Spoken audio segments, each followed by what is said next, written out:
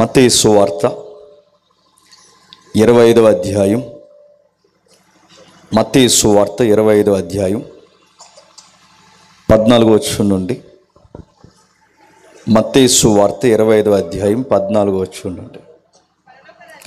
పరలోక రాజ్యము ఒక మనుష్యుడు దేశాంతరానికి ప్రయాణమై తన దాసులను పిలిచి తన ఆస్తిని వారికి అప్పగించినట్లుండెను.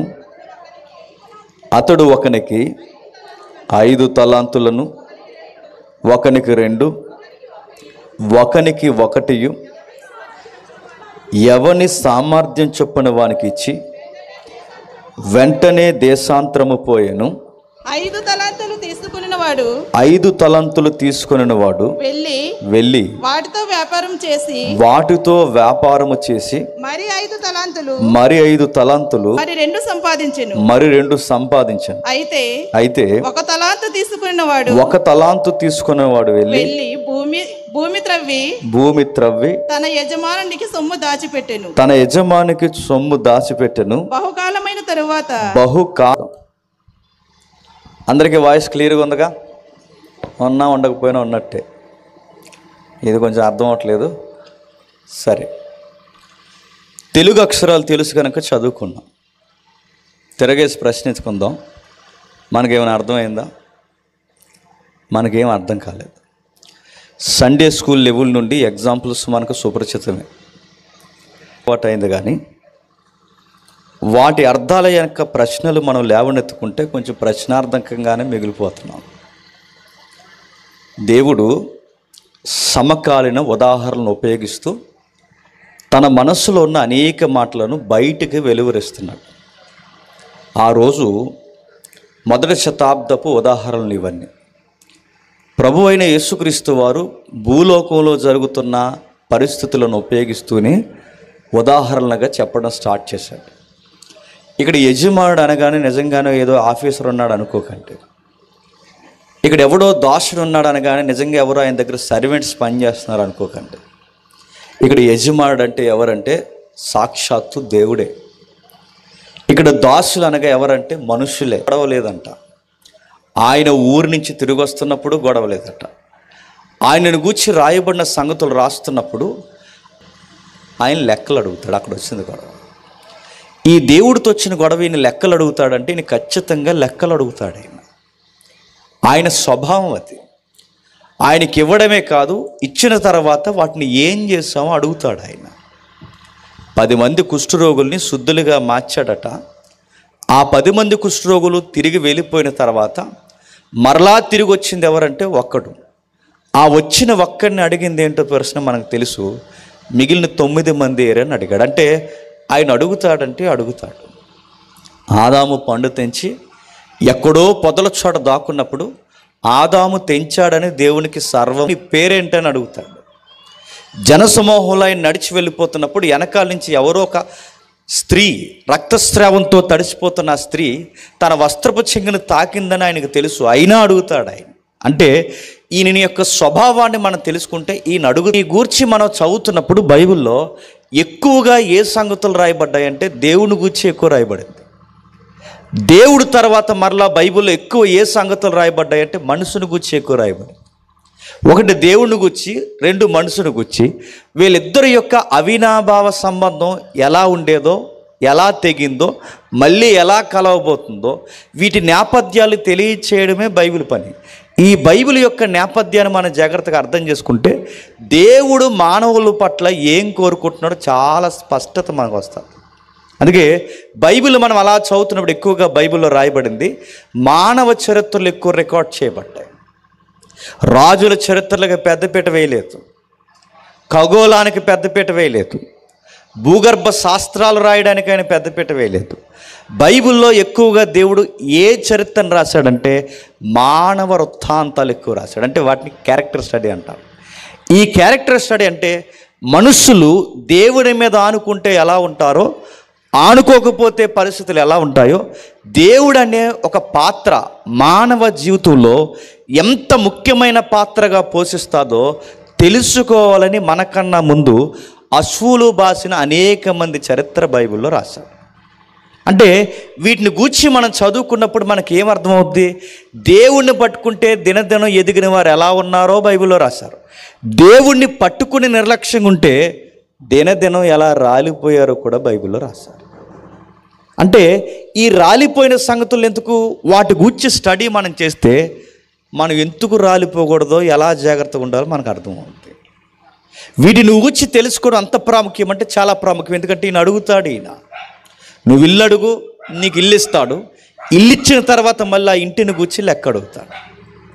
నీకు ఆరోగ్యం లేదని అడుగు, నీకు ఆరోగ్యం ఇస్తాడు. ఆరోగ్యాన్ని గూర్చి ఒకరోజు నీ ఆరోగ్యాన్ని ఏం చేస్తున్నావు అని ఖచ్చితంగా లెక్క అడుగుతాడు. నీకు పిల్లలు లేరని అడుగు, నీకు పిల్లల్ని ఇస్తాడు. ఆ ఇచ్చిన తర్వాత ఆ పిల్లల సంగతి ఏంటో కూడా అడుగుతాడు. వివాహం కాక ఇబ్బంది పడుతున్నారు, వివాహాన్ని గూర్చి అడిగిన తర్వాత, వాళ్ళకి వివాహం జరిగిన తర్వాత వాళ్ళ వివాహ జీవితం ఎలా ఉందో కూడా అడుగుతాడు. ఒక్కటి కాదు, రెండు కాదు, ఈ దేవుడు ఇస్తాడు. ఈయన అనుకున్న దానికన్నా ఎక్కువ ఇస్తాడు. ఇచ్చిన తర్వాత ఈయనకుండే గొప్ప గుణం ఏంటంటే మళ్ళీ అకౌంటబిలిటీ అడుగుతాడు.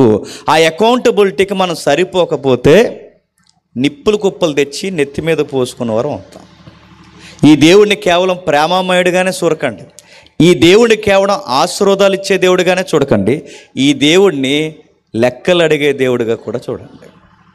ఏం చెప్తున్నారు బ్రదర్ మీరు అంటే, బైబిల్లో వ్యక్తుల జీవిత వృత్తాంతాలలో చదువుకుంటూ వెళితే కొన్ని సూసైడ్ కేసులు మనకు కనబడతాయి. ఆత్మహత్యలు అన్నారు వాటిని. ఎందుకు ఈ ఆత్మహత్యల పరంపర జరిగిందంటే గుండెల్లో గుద్దేసే మాట చెప్పనా, వారు దేవుడి దగ్గర తీసుకున్న వరములను బట్టే ఆత్మహత్య చేసుకున్నారు. అర్థమవుతుందో లేదో ముఖ్యాంశాలు మరోసారి అర్థమవుతుందా? వాళ్ళు కేవలం ఆత్మహత్య చేసుకోవడానికి కారణం ఏంటంటే వరములు. మనం ట్రాన్స్లేషన్ చేసుకుంటే దాన్ని ఆశీర్వాదాలు. అంటే ఆశీర్వాదాలు తీసుకుంటే సూసైడ్ చేసుకుంటారంటే చేసుకుంటారు.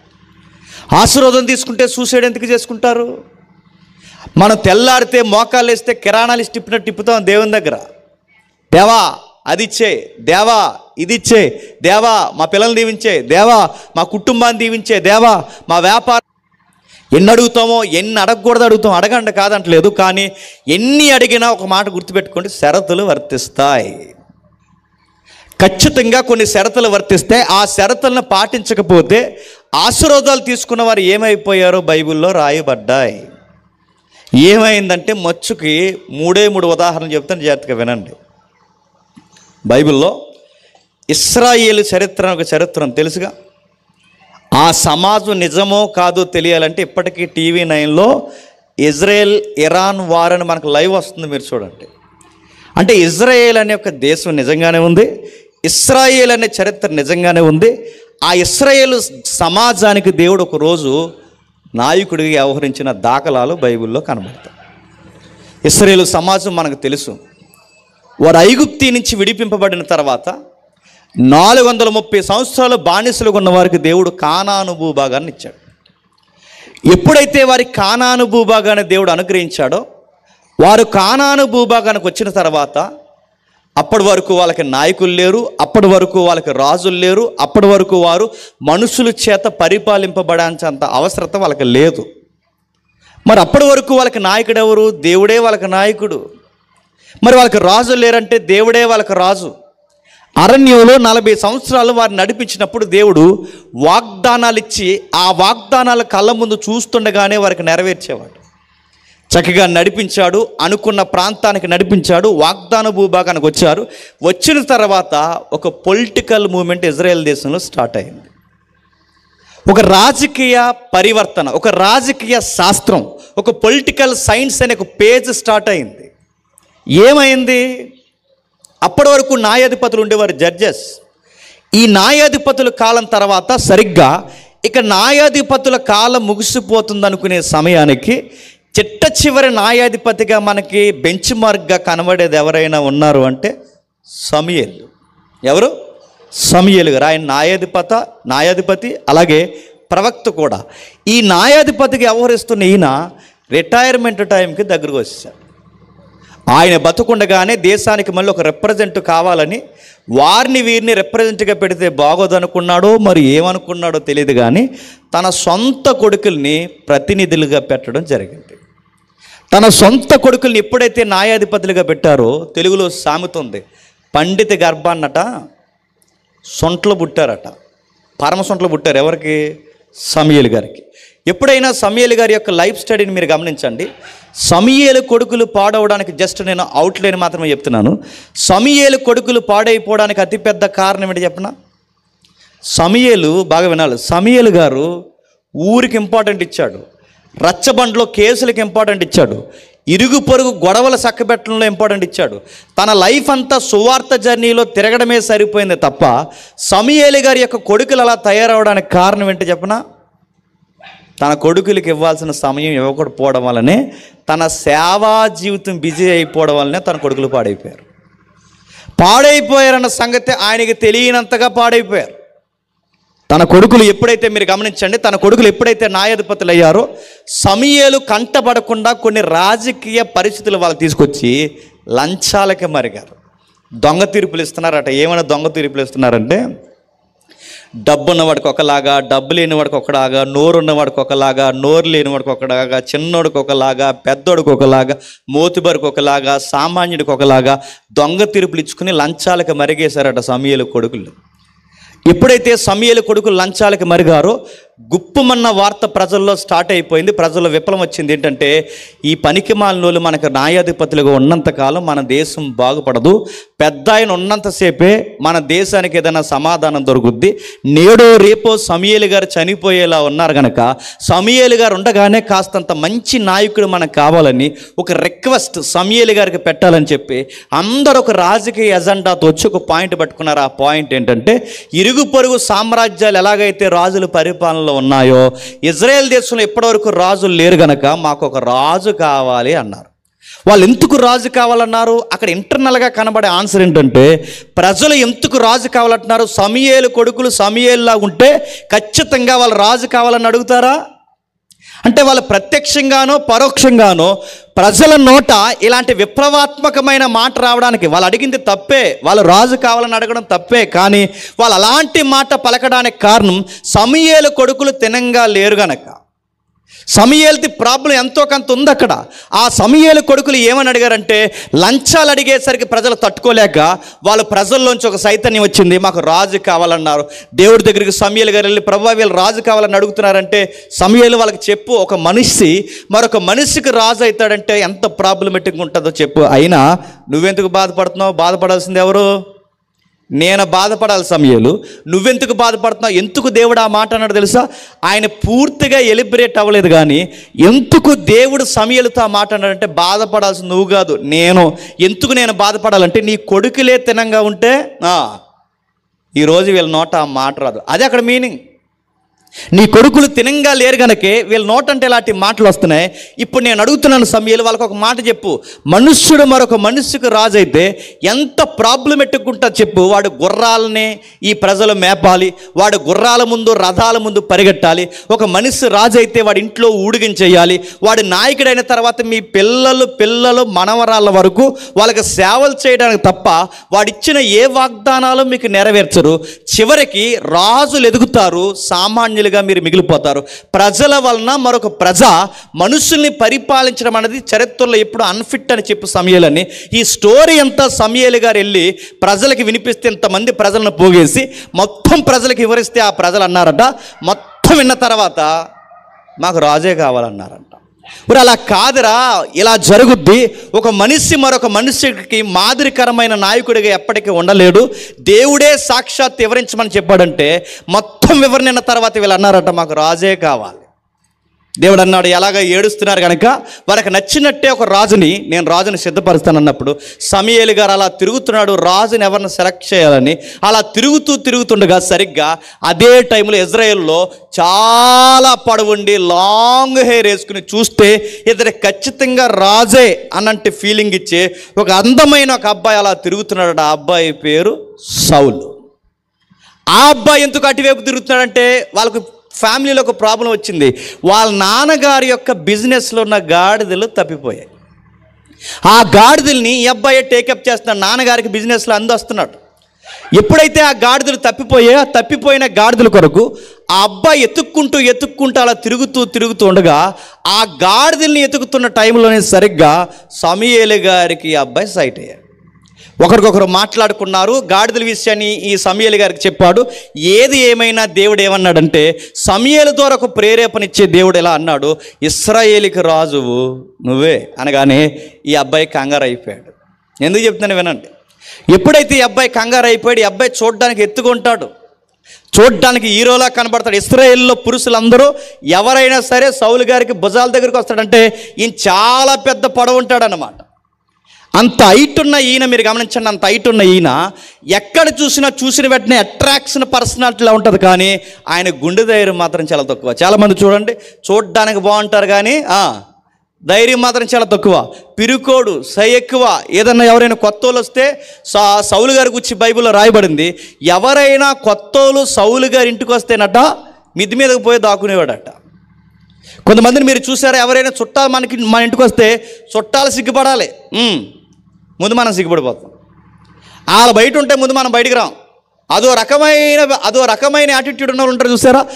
సౌలు గారికి కూడా అదే. కొత్త వాళ్ళని చూస్తే ఈయన సిగ్గుపడిపోయాడట. ఎవరంటే ఈయనకి బిడియం ఎక్కువ, భయం ఎక్కువ. ఇలాంటి వ్యక్తిని మొత్తం మీద ప్రవక్త మోటివేషన్ చేసి అది చేసి ఇది చేసి, ఎవరే నాయన నీకు మామూలు ఆశీర్వాదం దేవుడు ఇవ్వట్లేదు, నీ గొప్ప ఆశీర్వాదం ఏంటంటే నువ్వు రాజు అవ్వబోతున్నావని ఆశీర్వదిస్తున్నాడు దేవుడు. అంటే మొత్తం మీద ఆశీర్వాదాన్ని ఇచ్చారు. ఆ ఆశీర్వాదం తీసుకున్న తర్వాత ఆయన రాజు అయ్యాడు. సరిగ్గా 2 సంవత్సరాలు పరిపాలించాడు.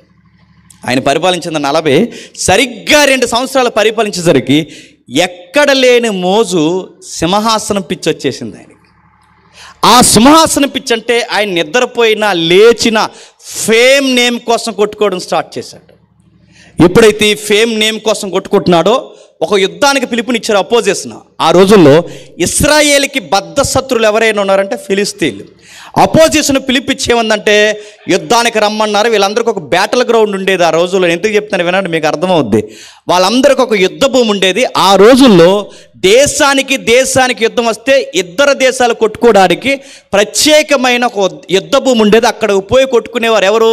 సైన్యము, రాజులు, అధిపతులు అక్కడ కొట్టుకునేవారు. సామాన్యులకి ఇబ్బంది లేకుండా యుద్ధం ఊరు బయటో దేశం బయటో జరిగేది. ఇప్పుడు నీతి లేదు, పాడు లేదు, నిద్ర అయినప్పుడు వేస్తున్నారు బాంబు మీద. ఒకప్పుడు యుద్ధాలకి నీతి ఉండేది, ఒకప్పుడు యుద్ధాలకి ఒక పద్ధతి ఉండేది. సైన్యం కొట్టుకుంటే ఎవడు ఓడిపోతే వాడి దేశాన్ని వీళ్ళు టేకప్ చేసేవారు. అదొక నీతి. ఇప్పుడు దున్నపోతూ దెబ్బలాడుకుని చెప్పండి మన మీద పడిపోతున్నాయి. అప్పుడు చూడండి, ఎవడో పాకిస్తాన్ ఏదో అన్నాడట. పాకిస్తాన్ వాడు దమ్ము ధైర్యం ఉంటే ఎవరితో ఫైట్ చేయాలి? మన ఇండియన్ బోర్డర్లో ఉన్న సైన్యంతో ఫైట్. ఆళ్ళతో చేయడు. నిద్రపోయిన సిటీ మీద వేస్తాడు బాంబు. ఒక నీతి లేదు. మీరు ఎవరైనా చూడండి, ఏ దేశమైనా చూడండి, పబ్లిక్ని ఇబ్బంది పెట్టని ఈరోజు యుద్ధం అనుకోవట్లేదు. ఆ రోజు యుద్ధాలు అలా కాదు. సైన్యానికి ఎంత బలం ఉందో ఆ సైన్యం చూడాలి, ఆ సైన్యానికి ఎంత బలం ఉందో ఈ సైన్యం చూడాలి. వాళ్ళ చేత్తో ఎంత బలం ఉందో వాళ్ళ బలాబలాలు చూసుకున్న తర్వాత ఓడిపోయిన వారి దేశాన్ని స్వాధీనపరచుకునేవారు. ఇలాంటి యుద్ధానికి పిలుపునిస్తే వెళ్ళారు. సమూయేలు గారు తన సైన్యాన్ని తీసుకుని గుడారాలు వేసుకుని ఆ పిలుపునిచ్చిన ఫిలిస్తీన్ల మీదకి వెళ్ళడానికి దగ్గరికి వెళుతున్నప్పుడు వాళ్ళకు బంపర్ ఆఫర్ ఇచ్చారు. ఆ బంపర్ ఆఫర్ ఏంటంటే, మీ అందరూ కలిసి మా మీదకి రావడం, మేమందరం కలిసి మీ మీదకి రావడం టైం వేస్ట్ కార్యక్రమం. మా టీం నుంచి నేను వస్తున్నా, మీ టీం నుంచి ఎవడైనా దమ్ము ధైర్యం ఉన్నవాడంటే రండి అని ఒక అజానుభావుని బయట పంపాడు. ఒక తాడోడాడు. ఆ తాడిగాడు అంత ఉన్నాడు. ఆడి పేరు గొలియాత్. ఆడొచ్చి ఏమన్నాడంటే, వాడు పిలుస్తున్నాడు, ఇశ్రాయేలు దేవుణ్ణి నమ్ముకున్న ఇశ్రాయేలీల్లో ఎవరైనా ధైర్యం ఉన్నవాడు ఎవడైనా ఉంటే నేను ఒక్కడిని వస్తున్నా, మీరు ఒక్కడు రండి అన్నాడు. ఆడు మాట్లాడుతున్న మాటలకి ఎవడికి ధైర్యం లేదు. ఎందుకంటే ఆడు చూస్తాడు చాలా పొడవున్నాడు, ఆడు భుజబలం చాలా ఉంది. ఆడు వేసే ఈటిద్దరు మోస్తున్నారు, ఆడు పట్టుకున్న డాల్ ఇద్దరు మోస్తున్నారు. ఇశ్రాయేలు పురుషుడు సైన్యం ఎవడైనా ఆడు తొడంతున్నాడు. ఆడు చూస్తే సకానికి సగం స్తంభం అంత ఉన్నాడు. ఇప్పుడు ఆడు పిలుస్తుంటే ఆడి పిలుపుకి ఎవడు రెస్పాండ్ అయినా ఆడికి అదే ఇక చివరి బర్త్డే. ఇక ఎవడెళ్ళడు. రాజుగారు కూడా లోపల దూరేశారు. ఆ గుడారం లోపల ఉండి రాజుగారు ఏమంటున్నారంటే, ఆడింకా అరుస్తున్నాడంటే, ఆడింకా అరుస్తున్నాడు సార్. ఏమని అరుస్తున్నాడు? రమ్మంటున్నారు సార్ అంటే ఒకడినొకడు ముందు చూసుకుంటున్నారు. నువ్వు వెళ్ళరా అంటే ఎవడే వెళ్ళట్లేదు. ఎవడికాడికే కారణాలు ఉన్నాయి. ఏమనంటే, అసలు నేను వెళ్దాం అనుకున్నాను, నేను ఎందుకు వెళ్ళట్లేదంటే మొన్నే పెళ్ళి అయింది అన్నాడంట ఒకడు. నేను కూడా వెళ్తున్నా, ఎదవాగుతున్న వాక్యాడు నోరు ముంచి మూత పగలగొట్టేద్దాం అనుకున్నాను, కానీ నేను వెళ్తున్నా, కాకపోతే మా నాన్నకి నేను ఒక్కడనే అన్నాడు. ఎవడ కారణాలు వాడి, జస్ట్ కామెంటరీ చెప్తున్నాను అంతే, ఎవడ కారణాలు వాడివి, ఎవడ నెపాలు వాడు చెప్పుకుంటున్నాడు. అందరూ బిల్డప్ ఇచ్చిన వాళ్ళే, కానీ వెళ్ళేవాడు ఎవడు లేడు. ఊర్లో మాత్రం ఏం చెప్పొచ్చారు, ఊర్లో మాత్రం పెద్ద యుద్ధానికి పోతున్నట్టు వాళ్ళ ఆడవాళ్ళ దగ్గర బిల్డప్ ఇచ్చొచ్చారు. ఇంటి దగ్గర కత్తులు నూరుతారుగా, కత్తులు యుద్ధానికి వచ్చేటప్పుడు వాళ్ళ ఆవిడ ఏమేమి చెప్పుకుంటారు తెలుసా, ఈరోజు మా ఆయన ఎక్కడికి వెళ్ళాడు తెలుసా, యుద్ధానికి వెళ్ళాడు, రేపు వస్తాడు 2 తలకాయలు పెట్టుకుని. ఎక్కడికెక్కడ బిల్డప్ చెప్పుకుంటున్నారు. టౌన్లో సౌండ్ బాగుంది, ఊర్లో సౌండ్ బాగుంది, మా ఆయన యుద్ధానికి వెళ్ళాడు, వాళ్ళ ఆయన యుద్ధానికి వెళ్ళాడే, యుద్ధంలో ఎరగదీసేది ఏమీ లేదు, పొరపాటున యుద్ధంలో కాలు ఎడితే ఇంక మీ ఆయన ఇంటికి రాడు. ఎందుకంటే ఆడు అలా ఉన్నాడు, ఆడు పిలుస్తున్నాడు. ఊర్లో యుద్ధంలో ఏం జరుగుతుందో ఊర్లో ఎవరికేం తెలుస్తుందా, తెలియదు. ఈరోజు అంటే ఎప్పటికప్పుడే వాట్సాప్లో, ఇన్స్టాగ్రామ్లో, ఫేస్బుక్లు ఉన్నాయి కనుక ఎప్పటికప్పుడు అప్డేట్ స్టేటస్లు, ఫోటోలు పెడుతున్నారు కనుక ఏం జరుగుతుందో నిమిషాలు ఎవరిలో తెలుస్తుంది. ఆ రోజు ఏం తెలుస్తుంది, ఇక్కడి నుంచి ఎవడైనా వెళ్ళాలి, అక్కడి నుంచి ఎవడైనా రావాలి. అక్కడ యుద్ధం ఏం జరుగుతుంది ఎవరికీ తెలియదు. అక్కడి వరకు ఎందుకు, దావీదు గారి నాన్నగారికే యుద్ధంలో ఏం జరుగుతుందో తెలియదు కనుకే దావీదు గారి నాన్నగారు ఏమనుకున్నారంటే, దావీదు పెద్ద కొడుకులందరూ సైన్యంలో బోర్డర్లో పనిచేస్తున్నారు కనుక, వాళ్ళకు కూడా కమాండర్స్ కనుక, దావీదు గారి నాన్నగారు ఏమనుకున్నారంటే, మా కొడుకులు తెగెరగ తీసేస్తున్నారు, అక్కడ అలిసిపోతారు, మా బిడ్డలకు ప్రోటీన్ ఫుడ్ కావాలని ప్రోటీన్ ఫుడ్ జున్నుగడ్డలు ఎక్సెట్రా అని ఒక క్యారేజీ రెడీ చేసి ఈ 10వ తరగతి వయసున్న కుర్రోడికి క్యారేజీ ఇచ్చి పంపించారు. ఆ కుర్రోడు పేరే, ఎందుకు చెప్తున్నాను ఏమన్నా, మీకు అర్థమైపోయినా అర్థమైనట్టే చూడండి, కొంత చెప్పు, చివరికి వెళ్ళకి అర్థమవుద్ది. అయితే దావీదు గారికి ఎప్పుడైతే క్యారేజీ ఇచ్చి పంపించారో, ఈ అబ్బాయి ఇలా పట్టుకుని ఆ క్యారేజీ పట్టుకుని వస్తూ ఉండగా వీడి సౌండ్ వినబడింది దావీదు గారికి. వాడేమంటున్నాడు, ఇశ్రాయేల్లో ఎవరో పురుషుడు లేడా, ఎవడో నా మీదకి యుద్ధానికి రాడా, ఎవడు కూడా ఇదిగో ఇశ్రాయేలు తరపున ప్రతినిధిగా నిలబడలేడా, రాజు కానీ, సైన్యాధిపతి కానీ, సామాన్యుడు కానీ ఎవడో నా మీదకి రారా, ఒకవేళ వస్తే మిమ్మల్ని ముక్కలుగా నరికి ఆ వచ్చిన వాడి దేహాన్ని ఆకాశానికి, భూపక్షులకి, భూజంతువులకి, ఆకాశ పక్షులకి ఎగరవేసి పడేస్తానని చెప్పి వాడు సవాల్ చేస్తున్నాడు. ఆ సవాల్ వాడు ఎవడికి రావాలన్న ఆలోచన కూడా లేదు. ఈ లోపు ఈ వాయిస్ దావీదు గారు విన్నారు. ఆ పక్కన వాళ్ళు అడిగారు, అడుగుతూ ఆ క్యారేజీ పట్టుకుని దావీదు గారు వస్తున్నారు. సార్ ఆడు ఏదో అంటున్నాడండి అంటే, ఈ సీనియర్స్ అందరు అన్నారు, ఆడు అలాగే అంటాడు, మేము వింటలేదు, నువ్వు కూడా వినకు, వెళ్ళలేనట్టే, మీ అన్నీళ్ళు అక్కడ ఉన్నారు, క్యారేజీ ఇచ్చి వెళ్ళిపోంటే. అది కాదు సార్, ఆడెవడు సార్ సున్నతి లేనివాడు, ఆడెవడు మనల్ని అనడానికంటే, నువ్వు ఆగరా బాబు, ఏదో 40 రోజుల నుంచి ఏదో కవర్ చేసుకుని వస్తున్నావు, ఇప్పుడు లేని రిప్లై ఇచ్చావంటే ఆడు గుడారాల మీద నడిచి వెళ్ళిపోయేలా అన్నాడు, అందరినీ తొక్కుని పోతాడు, నువ్వు లేనిపోయిన రిప్లై ఇవ్వకు, నువ్వు ఎవరి తాలీగా, పలానా వాళ్ళ తాలీగా ఇచ్చేసిపో అంటే, అది కాదు సార్, ఆడిని కొడితే ఏమవుద్ది సార్ అంటే, ఇటు ఆడిని కొడతావా అన్నారు. ఆయన చూస్తే చూస్తేనే పగలో కల్లోకి వచ్చేసేలా ఉన్నాడు. అలాంటిది వాడిని నువ్వు కొడతానంటావేంటయ్య అంటే, లేదు సార్ వాడి సంగతి ఏదో నేను తేలుస్తానంటే, నువ్వు తేలుస్తానంటావేంటారు నాయనని. మొత్తం మీద ఆ నోట వార్త అలా ఇలా పాకి వాళ్ళ అన్నీ చెప్పారు, బాబు మీ తమ్ముడట క్యారేజీలు పట్టుకుని వచ్చాడు, 40 రోజులు ఆడు ఏదో కుక్కలా గరిసి ఆడు పోతాడు, మనం ఏదో పాక వేసి కూర్చుంటే వాడికి రిప్లై ఇచ్చేలా ఉన్నాడు, మీ తమ్ముడు చూసి రమ్మంటే కాల్చి వచ్చే రకంలా కనబడ్డాడు, అక్కడ ఉన్నాడు ఆ నూగు మీసాలు వేసుకుందంటే వాళ్ళ తమ్ముడిని తిట్టడానికి పరాపరా వచ్చేసారు వాళ్ళ అన్నీ. వచ్చేసాను, రే నీకు అన్ని ఫైటింగ్ సీన్లు ఇష్టంగా ఆ క్యారెట్ ఇచ్చిపో, నీకు అన్నీ చెప్పాను, యుద్ధానికి ఎవరు రమ్మన్నాడు నిన్ను, నాన్నగారు రమ్మంటే వచ్చేస్తా అని చెప్పి వాళ్ళ అన్నీలు చెడామాట తిట్టి పంపించేశారు. ఎవరిని, దావీదు గారిని. ఆ పంపించేస్తే వెళ్ళిపోయే రకమా, మళ్ళీ ఆగి అన్నాడట, అది కాదు సార్, ఆడిని కొట్టేస్తే రాజుగారి ఫీలింగ్ ఏంటి సార్ అనగానే వీళ్ళకి మాట లేదు, ఏంటి ఆడిని కొట్టేయడం ఏంటరా, తెల్లారితే ఆయన కొట్టేస్తానంటున్నావేంటి, అది కాదు సార్, వాడిని కొడితే వాడి మెడకాయ మీద తలకాయ లేకుండా తీస్తే రాజుగారు ఏమంటారు సార్ అంటే, చెప్పండి బ్రదర్ రాజుగారు ఏమంటారంటే, రాజుగారు ఇలా అన్నారు, రాజుగారు ఇచ్చిన ఆఫర్ ఏంటంటే వాడిని చంపినోడికి రాజ్యం సగం రాసిస్తాడట, వాళ్ళ చిన్నమ్మాయిని కూడా చేసేస్తాడంట. అంటే దావీదు అన్నాడు, అదే స్టాండింగ్ మీద ఉండమని చెప్పి అన్నాడు. వాళ్ళ అమ్మాయి ఏం చేస్తాడు, రాజ్యం రాసిస్తాడు, అదే స్టాండింగ్ మీద చెప్పండి, నేను వెళ్తానంటే ఈ వార్త మళ్ళీ చినిగి గాలివానై ఆ వార్త పట్టుకెళ్ళి రాజుగారి సేవలో పడేశారు. రాజుగారు దావీదు గారిని పిలిపించారు. దావీదు గారు రాజుగారి దగ్గరికి వస్తే రాజు అడుగుతున్నాడు ఏమనంటే, బాబు నువ్వు ఎవరి తాలీకి రయ్యా అంటే, పలానా ఎస్ఏ గారు తాలీకండి, మా అన్నీళ్ళందరూ మిలిటరీలో పనిచేస్తున్నారు, నేను ఇలా క్యారేజీలు తెచ్చాను, ఇలా చెప్తున్నప్పుడు ఆడు మాట్లాడుతుంటే నా పౌరుషం తట్టుకోలేకపోయింది, నా ఆత్మ తీవ్రత తట్టుకోలేక అడుగుతున్నాను, వాడిని చంపేస్తాను సార్ అంటే, ఆడిని ఎలా చంపేస్తావరా, మాకే భయం వేస్తుంది, నువ్వే ఎలా చంపేస్తారంటే, అప్పుడు దావీదు గారు అన్నారు, నా లైఫ్లో 2 కేస్ స్టడీలు ఉన్నాయి చెప్పమంటారా అన్నాడు. నా లైఫ్లో 2 కేస్ రికార్డ్స్ ఉన్నాయి, చెప్పమంటారా? అదిరిపోత కేస్ రికార్డ్ చెప్పమంటారంటే చెప్పి ఇంకెందుకు ఆలస్యమని, కానీ ఆ కేస్ రికార్డ్ చెప్పారు. నా లైఫ్లో ఉన్న కేస్ స్టడీస్ ఏంటంటే, ఒకరోజు నా తండ్రి గొర్రెలు మేపుతున్నప్పుడు నా తండ్రి గొర్రెల మీదకి ఎలుగుబంటి వచ్చింది సార్. ఎలుగుబంటి వస్తే ఏం చేసావు? వెయిట్ సార్ చెప్తున్నాను. ఎలుగుబంటి వస్తే ఏం చేసావంటే, చెట్టు ఎక్కావా, పొట్టెక్కావా, పారిపోయావంటే చెట్టు ఎక్కలేదు, పొట్టెక్కలేదు, దానికి గడ్డం పట్టుకుని తిరగేసి ఎలుగుబంటి నేనే ఎలుగుబంటిని చంపేయమేట చంపేశాను సార్. మనకి ఎలుగుబంటి వస్తే ఏం చేయమని చెప్పారు టెక్స్ట్ బుక్కుల్లో? ఎలుగుబంటి వస్తే నేను చిన్నప్పుడు చదువుకున్న నాకు గుర్తుంది. ఎలుగుబంటి వస్తే మనకు చెట్టు ఎక్కడం రాకపోతే ఏం చేయమని చెప్పారు? అలా ఊపిరి బిగించేసుకున్నట్టు అలా పడుకుంటే ఆ ఎలుగుబంటి వచ్చి శవాలను మనం ముట్టకూడదు, ప్రగాఢమైన సానుభూతి తెలియజేయాలి అని అనుకుంటుందా? శవాల దగ్గరకు వచ్చి శవాలను ముట్టదు, చచ్చిపోయిన శవాలను ఎలుగుబంటి ముట్టదని వీడికి చెప్పింది ఆ సేవలో? మీరు టెక్స్ట్ బుక్లు చదువు కానీ దాని ముందు అలా కానీ చదివారు, శరామారా సీరెద్దది. ఎలుగుబంటుకుంటే గుణం ఏంటో చెప్పినా గుర్తుపెట్టుకోండి, దానికి నచ్చినా నచ్చకపోయినా అలా గీరుకుని పోద్ది, దాని దరిద్రం గుణమే అది. మీరు ఎప్పుడైనా దాని సీసీ ఫుటేజ్ మీరు ఎప్పుడైనా చూసారు లేదో? వెళ్తూ ఉన్నది పక్కన ఉన్న దాన్ని కూడా తన్నిపోద్ది, దాని గుణం అది.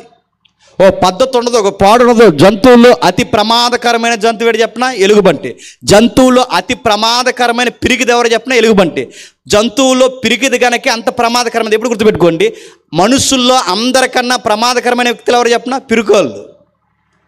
జంతువుల్లో కూడా ప్రమాదకరమైనది ఎవరు చెప్పినా పిరికిది. ఎందుకంటే ఈ పిరుకోలుతుండే ప్రాబ్లం ఏంటంటే, వాళ్ళని ఏదో చేసేస్తామని ముందే మనల్ని వాళ్ళు చెప్పండి ఏదో చేసేస్తారు. మనల్ని ఎలుగుబంటుకుంటే గుణం కూడా అదే, మనం ఏదో చేస్తామని. అది ఎంత లావు ఉంటుంది, టన్నులు బరువు ఉంటుంది. అది ఏం చేస్తుందంటే దానికి ఒక సిస్టమేటిక్గా ఫైట్ చేయదు, ఇలా గీరేస్తుంది, దాని మూత పొడవు ఉంటుందిగా, అది పట్టుకుని ఇలా గీరేసి దానికి ఉండే దరిద్రపు గుణం ఏంటంటే ఆ బాడీ అంతా తెచ్చి ఇలా మీదేసేసి నలిపి పాడేస్తుంది ఆ ఎలుగుబంటుకుండే గుణం.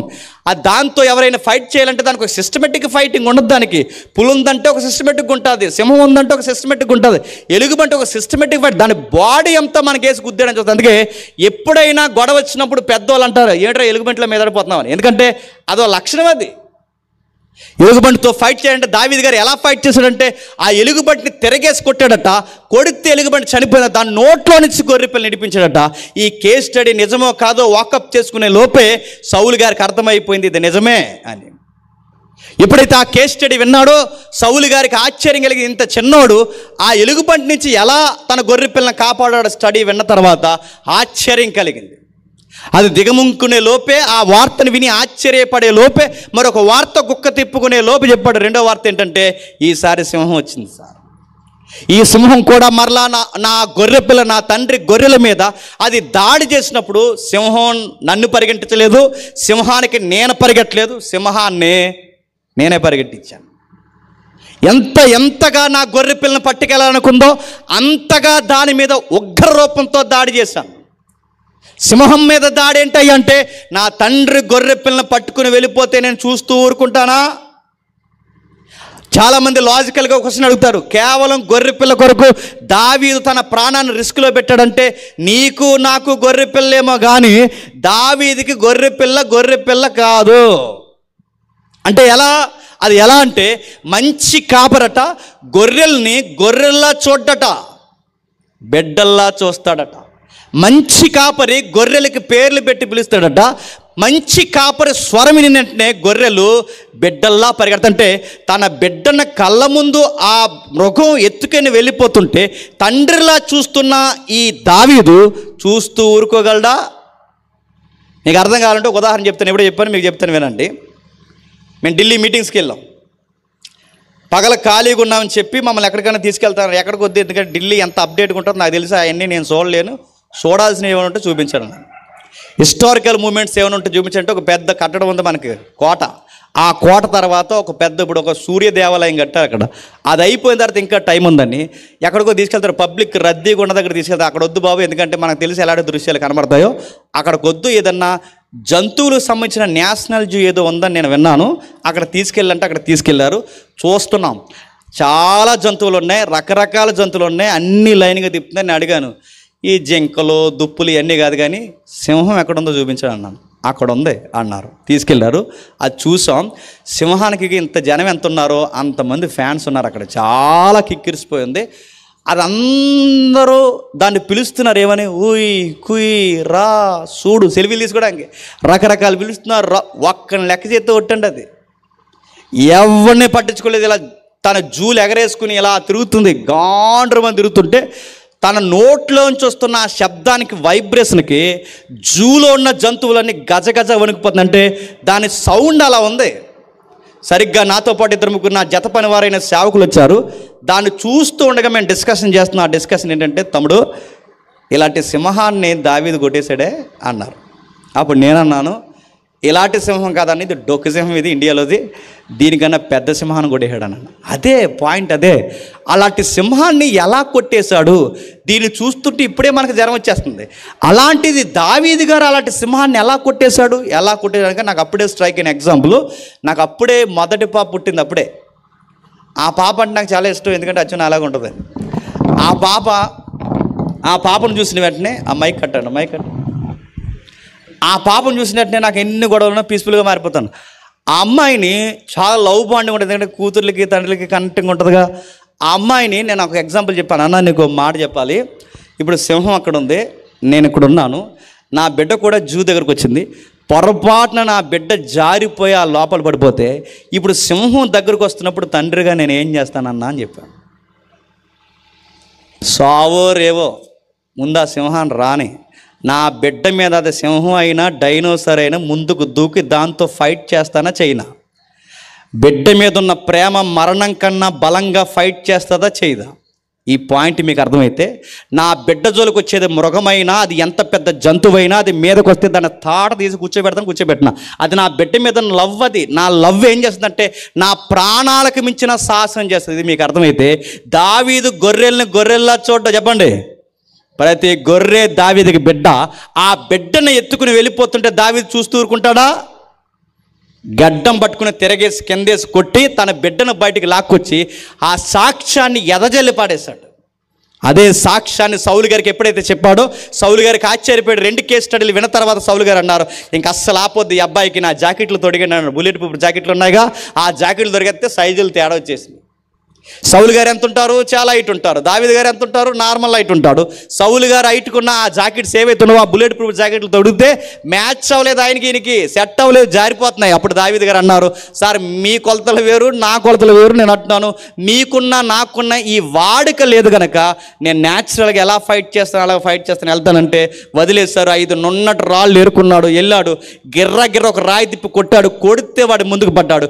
వాడి కత్తి తీసి వాడి తలే నరికేశాడు. నేను ఎందుకు చెప్తున్నాను వినండి, వాడి కత్తి తీసి వాడి తల నరికేసి ఆ తలకాయ ఓ చేత్తో పెట్టుకుని, కత్తి ఒక చేత్తో పెట్టుకుని ఆ రక్తం మీద పడిపోతుంటే సైన్యం మధ్యలోంచి దావీదు గారు నడిచి వచ్చి ఒకవైపు రాజు, మరొక వైపు కత్తి, మరొక వైపు తల, ఒంటి నిండా రక్తం, ఇదంతా చూస్తుండగా పబ్లిక్ ఊరేగింపు జరుగుతుంటే ఆ మధ్యలోకి దావీదు గారు నడుచుకుని వస్తున్నప్పుడు ఎలా ఉండుంటుందో ఒకసారి సీన్ ఊహించుకోండి. చూశారు దావీదు గారిని తల కానీ, ఆయన రక్తం కానీ, ఆయన నరికిన తల కానీ చూస్తున్నప్పుడు పబ్లిక్ ఫ్యాన్స్ అయిపోయారట. ఎవరికి? దావీదు గారికి. ఫ్యాన్స్ అయిపోయిన వాళ్ళతో గొడవ ఏంటంటే ఫ్యాన్స్లో ఉంటారు, తగలెట్టేసే పనులు చేస్తారు. ఈ ఫ్యాన్స్ ఏం చేశారంటే ఒక పాట పాడారు. ఆ పాటే కొంపముంచేసింది. ఆ పాట ఏంటంటే, దావీదు గారికి 10,000, సౌలు గారికి 1000. దావీదు గారికి 10,000, సౌలు గారికి 1000 అనగానే ఆ పాట పాడుతున్నప్పుడు సెగ వచ్చేసింది. ఎవరికి? ఏటి రాజుకి నాకు 1000, దావీదుకి సామాన్యుడైన గొర్రెల కాపరికి 10,000. పాడినోళ్ళని, పాడించినోళ్ళని, పాడినోళ్ళ సంగతి, పాడుతుంటే మురిసిపోయిన దావీదు సంగతి ఎప్పటికన్నా తేల్చాలని ఒక లుక్కేసి గుండెల్లో పెట్టుకున్నాడు. ఆ రోజు నుంచి దావీదుని తరవడం స్టార్ట్ చేశాడు. తరిమాడు ఒక పొలిటికల్ ప్రాబ్లం వచ్చింది. 2 ఏళ్ల పరిపాలనలో ఇలానే దావీదు వదిలేస్తే రేపు పొద్దున్న ఇతనికి ఫేమ్ నేమ్ పెరిగిపోద్ది. ఈయనకి ఫేమ్ నేమ్ పెరిగిపోతే నా కొడుకుల కన్నా నేను చూస్తుండగానే నా తర్వాత రాజు ఎవరైపోతారు? దావీదే రాజు అయిపోయాడు. పబ్లిక్లో రోజు రోజుకి దావీదుకి పేరు పెరిగిపోతే రేపు ఏమైపోతానని అసూయతో దావీదుని ఎలాగైనా మట్టు పెట్టాలని చెప్పి తరిమాడు. దావీదు దొరకలేదు. ఇంకా సరిగ్గా ఆ తరుముతున్న టైంలో ఒక రోజు సౌలు గారు సంకాని వర్తనికి వెళ్ళాడు. అంటే అర్థమవుతుంది మనకి, వాష్రూమ్కి వెళ్ళాడు. ఎక్కడికి? ఆ వాష్రూమ్ అంటే గృహలో. ఆ గృహలోకి వెళ్ళాడు. ఆ వాష్రూమ్కి ఎప్పుడైతే వెళ్ళాడో సరిగ్గా అదే వాష్రూమ్లో ఎవరున్నారు? దావీదు, ఈ సంగతి సౌలుకి తెలియదు. లోపల నుంచి సైన్యం ఎంకరేజ్ చేస్తుంది దావీదు గారిని, ఇంతకన్నా మంచి సమయం దొరకదు, నరికి పడే సౌలుని, దరిద్రం వదిలిపోద్దన్నారు. నరకడానికి ఎంకరేజ్ చేసి దగ్గర పడితే ఆ మనిషికి మనసు రాక ఆ వెనకాల ఆ రోజులు రాజులు నైటీలు లాంటి డ్రెస్సులు వేసుకున్నారు. నైటీలు, ఈ నైటీలు పైన టాపులు వేసుకుంటారు చూసారు, ఆ టైపు లెగ్గిన్లు ఎలా వేసుకుంటారు అలా వేసుకున్నారు అలా అన్నమాట. అలా టాప్ ఒకటి వేసుకుంటా వెనకాల ఉన్న టాప్ కట్ చేసాడు ఎవరు?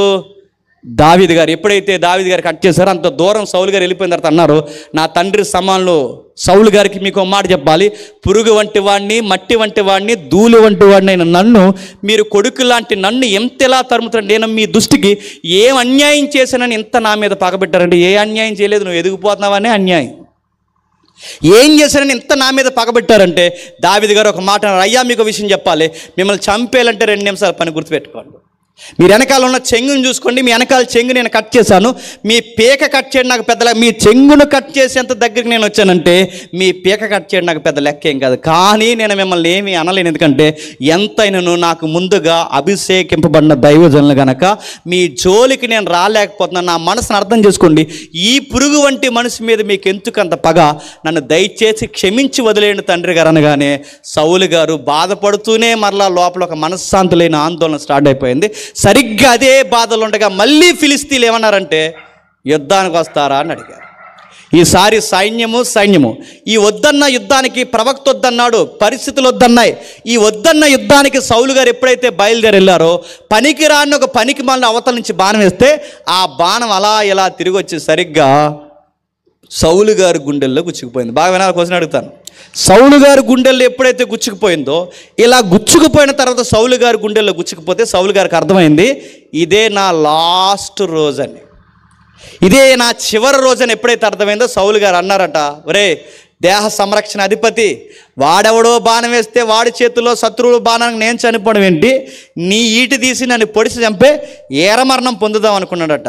ఆడేమన్నాడంటే, అసలు నా పేరే దేహ సంరక్షణ అధిపతి, బాడీగార్డ్, నీ బాడీ మీద ఏగ వాలకుండా కాపాడడానికి నేను జీతం తీసుకున్నాను, అలాంటిది నా ఈటి తీసి ఈ బాడీనే నేను పొడవాలంటే నా విధి నిర్వహణకు వ్యతిరేకమైన పని నేను చెయ్యలేను కనుక రాజా నన్ను క్షమించండి అంటే ఇలా ఆ ఈటి అని చెప్పి ఆ ఈటి తన వైపు తిప్పుకుని బోర్లా పడి సూసైడ్ చేసుకుని చచ్చిపోయాడు.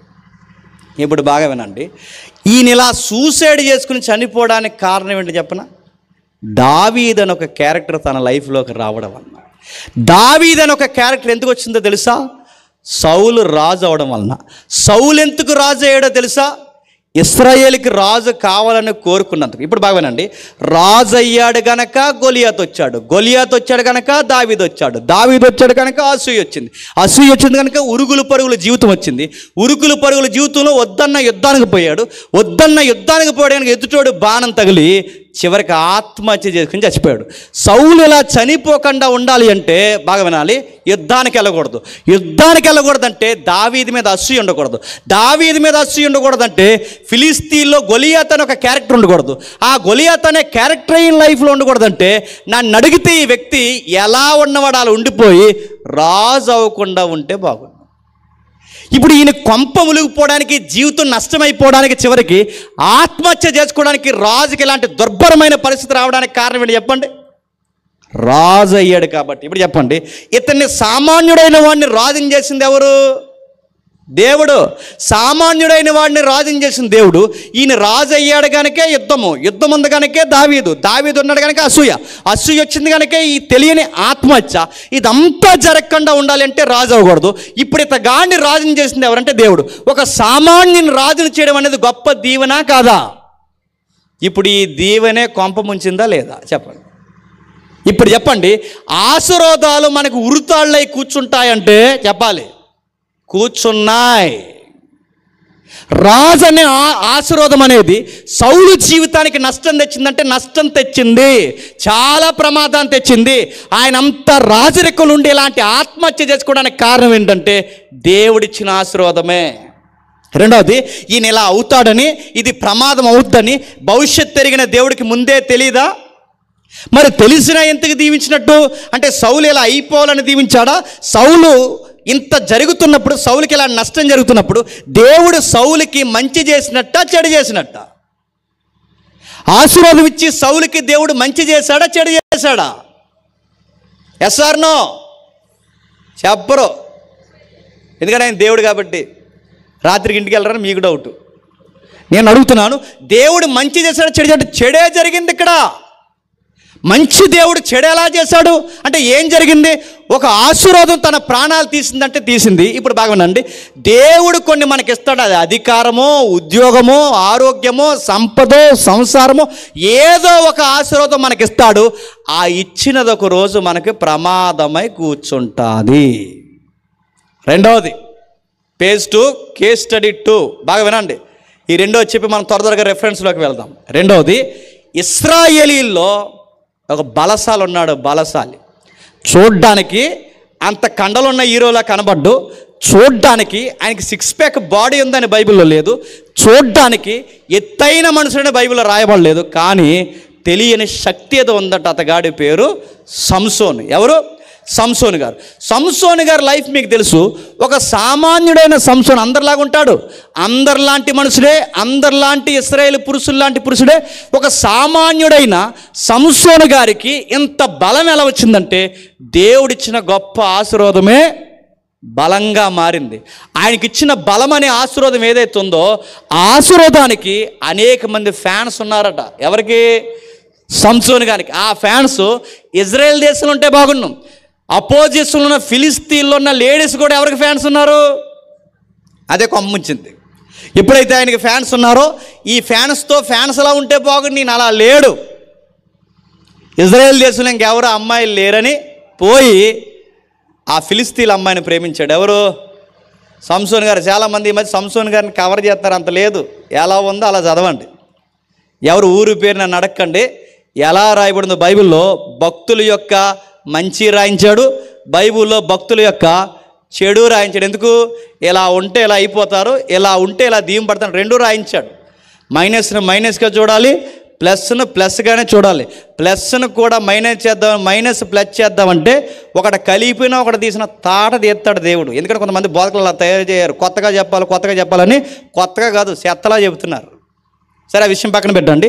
సంసోను గారు ఆ అమ్మాయిని ప్రేమించాడు. అమ్మాయి పేరు, ఊరు ఫిలిస్తీన్కి తాలూకా. ఆ అమ్మాయిని ప్రేమిస్తే ఫిలిస్తీన్ సర్దార్లు అందరూ వచ్చన్నారు, బాబు ఇతడు అల్లుడైతే నీకొక్కడికి అల్లుడు అవ్వడు, చెప్పండి, మొత్తం దేశానికి అల్లుడు అవుతాడు. ఇశ్రాయేల్ అంటేనే మనకు బద్ధశత్రులు. ఇశ్రాయేల్ పురుషుల్లో ఇతగాడు మనకు అల్లుడైతే మన అందరికీ వాళ్ళ లెక్కలకు అప్పగిస్తాడు. కాబట్టి ఇతగాడికి గనక నీ కూతురిని చేసావో నీ సంగతి తెలుస్తావని చెప్పి, ఇతగాడికి నీ కూతురుని చేసావు నీ సంగతి తెలుస్తా అని చెప్పి సంసోను గారి మీద ఉన్న పగతో తన లవ్ స్టోరీని చెడగొట్టేశారు. ఆయన తిరిగి వచ్చే సమయానికి సంసోను గారి యొక్క ప్రియురాల్ని సొంత స్నేహితుడికి ఇచ్చే పెళ్లి చేశారు. తిరిగి వచ్చేసరికి అమ్మాయికి పెళ్ళి అయిపోయింది, బిక్కమొహం వేసుకు చూస్తుంది, పెళ్ళి అయిపోయింది, కార్యక్రమాలు జరిగిపోయాయి. ఈ లోపల ఈటొచ్చేసింది. ఎవరికి? సంసోను గారు. కోపంతో బయటికి పోయి 300 నక్కలను పెట్టి వాడు తోకలు పట్టి ఆ తోకలకు ముడెట్టి ముడుల మధ్యలో నిప్పెట్టాడట. ఆ నిప్పట్టుకెళ్ళి కుప్పలకు తగలెట్టాడు. ఈ మనిషి చూడండి, ఒక నక్క దొరకడమే చాలా కష్టం. అలాంటిది 300 నక్కలు పట్టుకున్నాడంటే ఈ మనిషి మామూలుడా? స్పైడర్ మ్యాన్ కన్నా గట్టి పరిగెట్టిలా కనబడతలేదు. 300 నక్కలు పట్టుకున్నాడంటే మామూలు విషయం. ఆ 300 నక్కలు పట్టుకోవడం, వాటి తోకలు ముడిపెట్టడం, ఆ ముడి మధ్య నిప్పి పెట్టి పట్టుకెళ్ళి కుప్పలు తగలేడాడట. ఆ తగలబెట్టి ఆ ఈట్లో అలా తిరుగుతాడు. ఆ కోపంలో అలా తిరుగుతుండగా మరొక ఆవిడ కనబడింది. మళ్ళీ వెళితే మరొక ఆవిడ కనబడింది. అందులోంచి ఇలా అంది, హాయ్ అంది ఆవిడ. మనోడు ఓయ్ అన్నాడు. వెళ్ళాడు, వెల్కమ్ అని చెప్పింది. వెళ్ళాడు. ఆవిడెవరో మనకు తెలుసు. ఆవిడ పేరు బైబిల్లో ఉంది, దెలీలా. అదో లీల, అలా ఉంటుంది. బాగా కుర్రోళ్ళు ఆ లీల పిలిస్తే వెళ్ళాడు, మాట్లాడాడు. ఆవిడందట నేను చాలా ప్రగాఢంగా నేను ప్రేమిస్తున్నాను అందంట. మనోడు కూడా చాలా ప్రగాఢంగా ఆవిడని ప్రేమించాడు. ఆ ప్రేమించిన తర్వాత ప్రేమలో కొన్ని మాటలు ఉంటాయి. పార్కుల్లో కూర్చొని మాట్లాడుకుంటారు, బయట కూర్చొని మాట్లాడుకుంటారు, అమ్మా నాన్నకు తెలియకుండా మాట్లాడుకుంటారు. ఏమని మాట్లాడుకుంటారంటే ప్రేమలో, ఈ కుర్రోళ్ళు తెలిస్తే ప్రేమలో ఏముండకూడదో తెలుసా? సీక్రెట్స్ ఉండకూడదు. ఇదిగో సంసోను, నువ్వు నిజంగానే నన్ను ప్రేమిస్తున్నావంటే ఎస్, ట్రూ లవ్, నేను నిజంగానే నేను ప్రేమిస్తున్నాను. అదొక మాట. నువ్వు నిజంగానే నన్ను ప్రేమిస్తే నీకు నాకు మధ్య ఏముండకూడదు తెలుసా? సీక్రెట్స్ ఉండకూడదు. నువ్వు నా దగ్గర సీక్రెట్స్ మెయింటైన్ చేస్తున్నావు అంది. సంసోను గారు అన్నారు, నేనా? సీక్రెట్సా నీ దగ్గర మెయింటైన్ చేస్తున్నాను కానీ అవును నువ్వు నా దగ్గర మెయింటైన్ చేస్తున్నావు అండి. నేనేం మెయింటైన్ చేస్తున్నాను అమ్మాయి అంటే నువ్వు మెయింటైన్ చేసావు. అదే ఏంటని అడుగుతున్నప్పుడు దినదినం అడుగుతుంది, నువ్వు ఎందులో నీ సీక్రెట్ ఏంటో నాకు చెప్పంటే, ఏం సీక్రెట్ చెప్పంటే అప్పుడు అడిగింది, నీ బలం ఎందులో ఉందో చెప్పంది. ఓ అదా అన్నాడా, అదే ఎందులో ఉందో చెప్పంటే ఎటకారం ఆడాడు అభిషేకంతో. అందులో ఉంది, ఇందులో ఉంది, ఇందులో ఉంది, అందులో ఉందని అభిషేకంతో ఎటకారాలాడు ఆ అమ్మాయి దగ్గర. ఇలాంటి మాట్లాడుతుంటే ఆ అమ్మాయి ఇన్ఫర్మేషన్ బయటికి లీక్ చేసింది.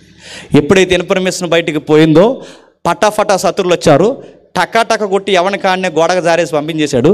మళ్ళీ సిగ్గుమాలను ముఖం పెట్టుకుని వచ్చి నా దగ్గర నువ్వు అబద్ధాలు ఆడుతున్నావు అంతే. మళ్ళీ అన్నాడు, నేను అబద్ధాలు ఆడటం ఏంటంటే నీ సీక్రెట్స్ ఎందులో ఉన్నాయి నాకు ఎందుకు చెప్పట్లేదు. బైబిల్లో ఒక మాట ఉంది, ఇసుకించేసిందంట. ఇసుకించేస్తే ఆ ఇసుకుపోయిన ఇసుకట సూసైడ్ చేసుకుందాం అనుకున్నాడు. ఎవరు? బలవంతుడు, సింహాన్ని జయించినోడు, 1000 మందిని పచ్చిదవడ ఎముకతో కొట్టగలిగేవాడు, ఒక్కడు నిలబడితే ఫిలిస్తీన్ల సమాజానికి భయపెట్టేవాడు. అలాంటి వాడు ఈ మాయలేల ఎవరైతుందో ఆ వగలాడి, దెలీల్ అంటే వగలాడి, ఆ వగలాడి ఏం చేసింది తెలుసా? ఎంత మబ్బి పెట్టాలో అంత మబ్బి పెట్టి లేనిపోయిన మాటలని చెప్పి సంసోను గారు నీ సీక్రెట్ ఎందులో ఉందో, నీ సీక్రెట్ ఎందులో ఉందంటే ఇసుకుపోయి అన్నాడట. చాలామంది లవ్లు ఎలాగ అడుగుతారు, ఏమన్నారంటే నీ రహస్యం ఏంటి, నీ బలం ఎంత, మీ డబ్బులు ఎంత, మీకు ఎన్ని ఎకరాలు ఉన్నాయంటే ఈ గాలిడికి ఏమీ లేకపోతే ఇదంతా మందే అంటాడు. వీడికి ఏమన్నది, ఇడితే ఆ ఎకరం మాదే, మా తాతలది, అప్పుడులో అమ్మేహాడు మా తాతయ్య అంటాడు. ఇది మాదే, అది మాదే. వీడికి ఇంట్లో ఈడిస్తే ఏమి లేదు. వీడు ఏమంటాడు చెప్పినా, రేపు నిన్ను చూడు 5 స్టార్కి తీసుకెళ్తాడు. వీడికి ఎక్కడే డబ్బులు, ఆ నాన్న జేబులో కొట్టేస్తాడు. వీడు పర్సులో డబ్బులు ఉండవు, ఎక్కడ డబ్బులు అంటే ఈ అడిగే ఎవ్వరానికి ప్రేమల్లో లేని గొప్పలు కూడా లేని ఉన్నట్టు చెప్పుకుంటారు, చెప్పుకోరా? లేను గొప్పలు. సంసోను గారు కూడా ఆయనకి లేనిదేం కాదో గొప్ప ఉంది, ఆ గొప్ప ఏంటో అడుగుతుంది. ఎక్కడ ఎక్కడ ఎక్కడ అని అడిగితే ఇసుకుపోయి చెప్పేశాడట. ఆ చెబుతున్నప్పుడు ఎక్కడ ఎలా అడుగుంది తెలుసా? ఆ తొడ మీద నిద్రపుచ్చి తల ఇలా దువ్వి అడిగిందంట, చెప్పు చిన్ని ఎక్కడుందని. అదే ట్రెండ్లో అయితే బేబీ ఎక్కడుందని అడిగితే చెప్పేవాడు ఏమనంటే నా బలం ఎందులో ఉందంటే నా హెయిర్ స్టైల్లో ఉందన్నాడు. చెప్పేశాడు. ఎప్పుడైతే చెప్పాడో ఫటాఫట్ రిమోట్ కటింగ్ లేసింది, టక్ వచ్చారు, తీసుకుని వెళ్ళిపోయారు. ఆ తీసుకుని వెళ్ళిపోయిన తర్వాత కట్టేశారు. అప్పుడు అర్థమైంది సంసోను గారికి, నా బలము నాలో నుంచి పోయిందని. అప్పుడు బాధపడుతూ, దేవా నిన్ను విషయం అడుగుతున్నాను ప్రభువా, తప్పు చేశాను. దేవా ఒక విషయం అడుగుతాను, నేను తప్పు చేశాను. ఎలాంటి తప్పు చేశానంటే ఇశ్రాయేలుకి రక్షణగా నీతి సూర్యుడిగా ఉండాల్సిన నేను నా వెలుగుని ఇజ్రాయేల్ దేశంలో కన్నా ఈ ఫిలిస్తీన్ మనుషుల మధ్య నా వెలుగుని ఆర్పేసుకున్నాను. నీతి సూర్యుడికి ముంగుర్తుగా నిలబడిన నేను అస్తమించిన సూర్యుడిగా మారిపోయాను. దేవా ఒక మాట అడుగుతున్నాను, ఏ నిమిత్తం నన్ను పుట్టించావో, ఎందు నిమిత్తం నన్ను నడిపించావో నాకు అర్థమైంది ప్రభువా, నిన్ను అడుగుతున్నాను, ఒక్కసారి నాకు అవకాశం ఇవ్వు. ఒక్కసారి నాకు అవకాశం ఇస్తే నీ చిత్తాన్ని, నా పగని తీర్చుకొని చనిపోతాను. అవకాశం ఇచ్చాడు. ఆ దేవాలయం 2 స్తంభాలు లాగేశాడు. 3000 మంది మీద ఆ దేవాలయం యొక్క గోడలు, భయంకరమైన స్తంభాలు ఏవైతున్నావో అవన్నీ మనుషుల మీద పడితే 3000 మంది చనిపోయారు. ఆ 3000 మందిలో సంసోను గారు కూడా చనిపోయారు. ఎప్పుడైతే చనిపోయాడో మనకు తెలుసు. సంసోను ఇలా చనిపోయిన తర్వాత ఆ స్టోరీ మనకి చాలా బాధేస్తుంది. అలా ఆయన చనిపోవడానికి కారణం ఏంటో తెలుసా? దెలీల్ అని ఒక క్యారెక్టర్ గుర్తుపెట్టుకోండి. దెలీల్ అనే ఒక క్యారెక్టర్ తన లైఫ్లోకి వచ్చిందంటే ఎందుకు ఆ అమ్మాయి వచ్చింది? తనకు బలం ఉంది కాబట్టి. తనకి బలం ఎవరిచ్చారు? దేవుడిచ్చాడు. ఆయనకి బలం ఉంది కనుకే ఫిలిస్తీన్ అమ్మాయిని ప్రేమించాడు. ఫిలిస్తీన్ అమ్మాయిని ప్రేమించాడు కనుకే, బాగా వినండి, ఆ ఫ్యాన్స్ వెనకాల తిరిగాడు. దెలీల్ అని ఒక క్యారెక్టర్ వచ్చింది. ఇవన్నీ లేకుండా అందరిలాగే సామాన్యంగా ఉండి పెళ్లి చేసుకుని 4 పిల్లలు కానీ ఆనందంగా సంసోను బతకాలి అంటే, తన జీవితం ఆనందంగా నడవాలంటే ఒకటే సూత్రం. సంసోనికి ఏమి లేకపోతే బాగుండి చెప్పండి? బలము లేకుండా ఉంటే బాగుండు. ఇప్పుడు ఈ బలమే సంసోను గారికి ఏమైంది చెప్పండి?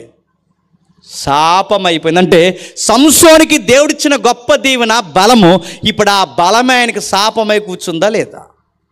మీరు బైబిల్ అంటే స్టోరీ చాలా ఉన్నాయంటే దేవుడి చేత ఆశీర్వాదాలు పొందుకుని నష్టపోయిన స్టోరీస్ బైబిల్లో ఉన్నాయి. చాలా స్టోరీలు ఉన్నాయి.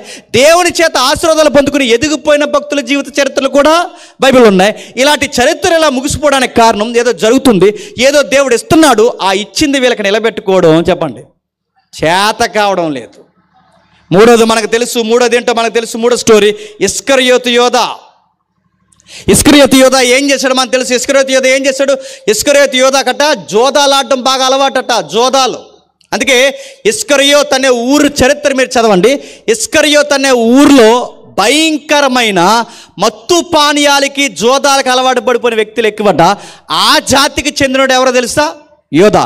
మీరు గమనించండి, 11 మంది శిష్యులు ఇజ్రాయేల్ దేశానికి సంబంధించిన వారు, గలిలయ మండలానికి సంబంధించిన వారైతే ఒకే ఒక్కడు నది కావలున్నవాడు ఎవరో తెలుసా? యోధా.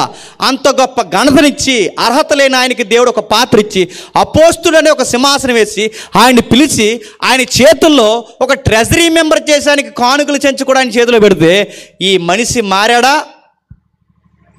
సేవను అడ్డు పెట్టుకుని, పేదోళ్ళని అడ్డు పెట్టుకుని, డబ్బులు ఇస్తున్నామని చెప్పి, పేదోళ్ళకి సేవ చేస్తానని చెప్పి చివరికి ఆ పేదోళ్ళు కడుపులు అడ్డు పెట్టుకుని తినేశాడా లేదా? సేవలో ఉన్న డబ్బును దొంగలించాడు. ట్రెజరీ మెంబర్గా ఉన్నందుకు ట్రెజరీలో ఉన్న డబ్బు అంతా మాయం చేశాడు. వీడికి ఇంకా చూదాలకి డబ్బు సరిపోలేదని గురువునే 30 కాయిన్స్కి అమ్మేశాడా లేదా? ఇంత ఔన్నత్యమిచ్చి అపోస్తలత్వం ఇచ్చి ఎండి బంగారముల కన్నా గొప్ప యేసు నామనే ఓ గొప్ప ఉచ్చారణ కలిగిన స్వస్థత వరాలిచ్చి, సేవనిచ్చి, సువార్తనిచ్చి చివరికి నమ్మి ఆయన చేతికి డబ్బు సంచినిస్తే చివరికి మనిషి చేసింది ఏంటో తెలుసా? దేవుణ్ణే అమ్మేశాడు. అమ్మేసిన తర్వాత తనకు అర్థమైంది ఏమనంటే కొట్టేసి వదిలేస్తారనుకున్నాడు.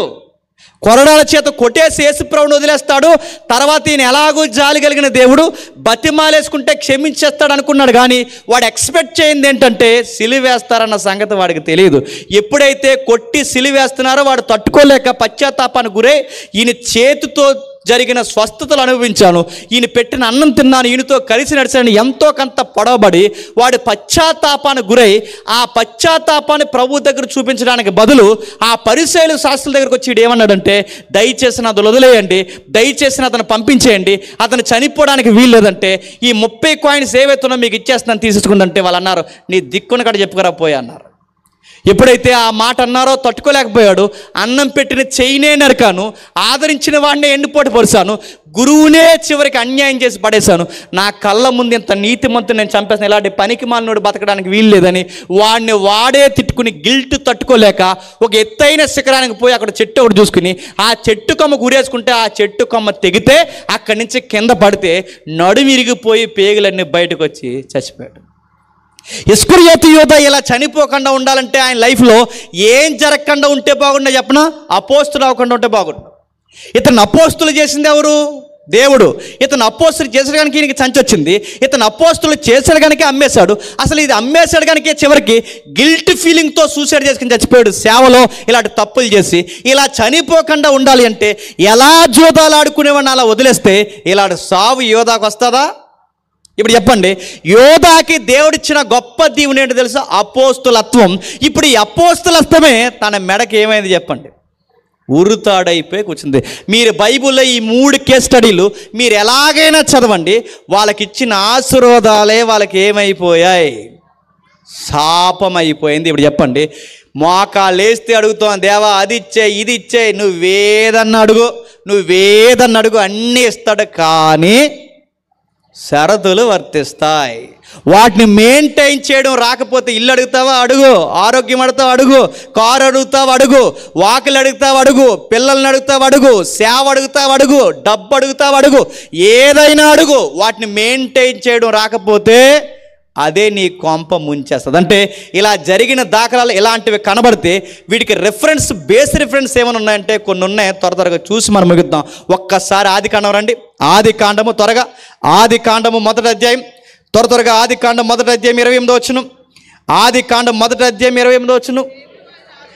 దేవుడు వారిని ఆశీర్వదించెను ఎట్లనగా మీరు ఫలించి అభివృద్ధి పొంది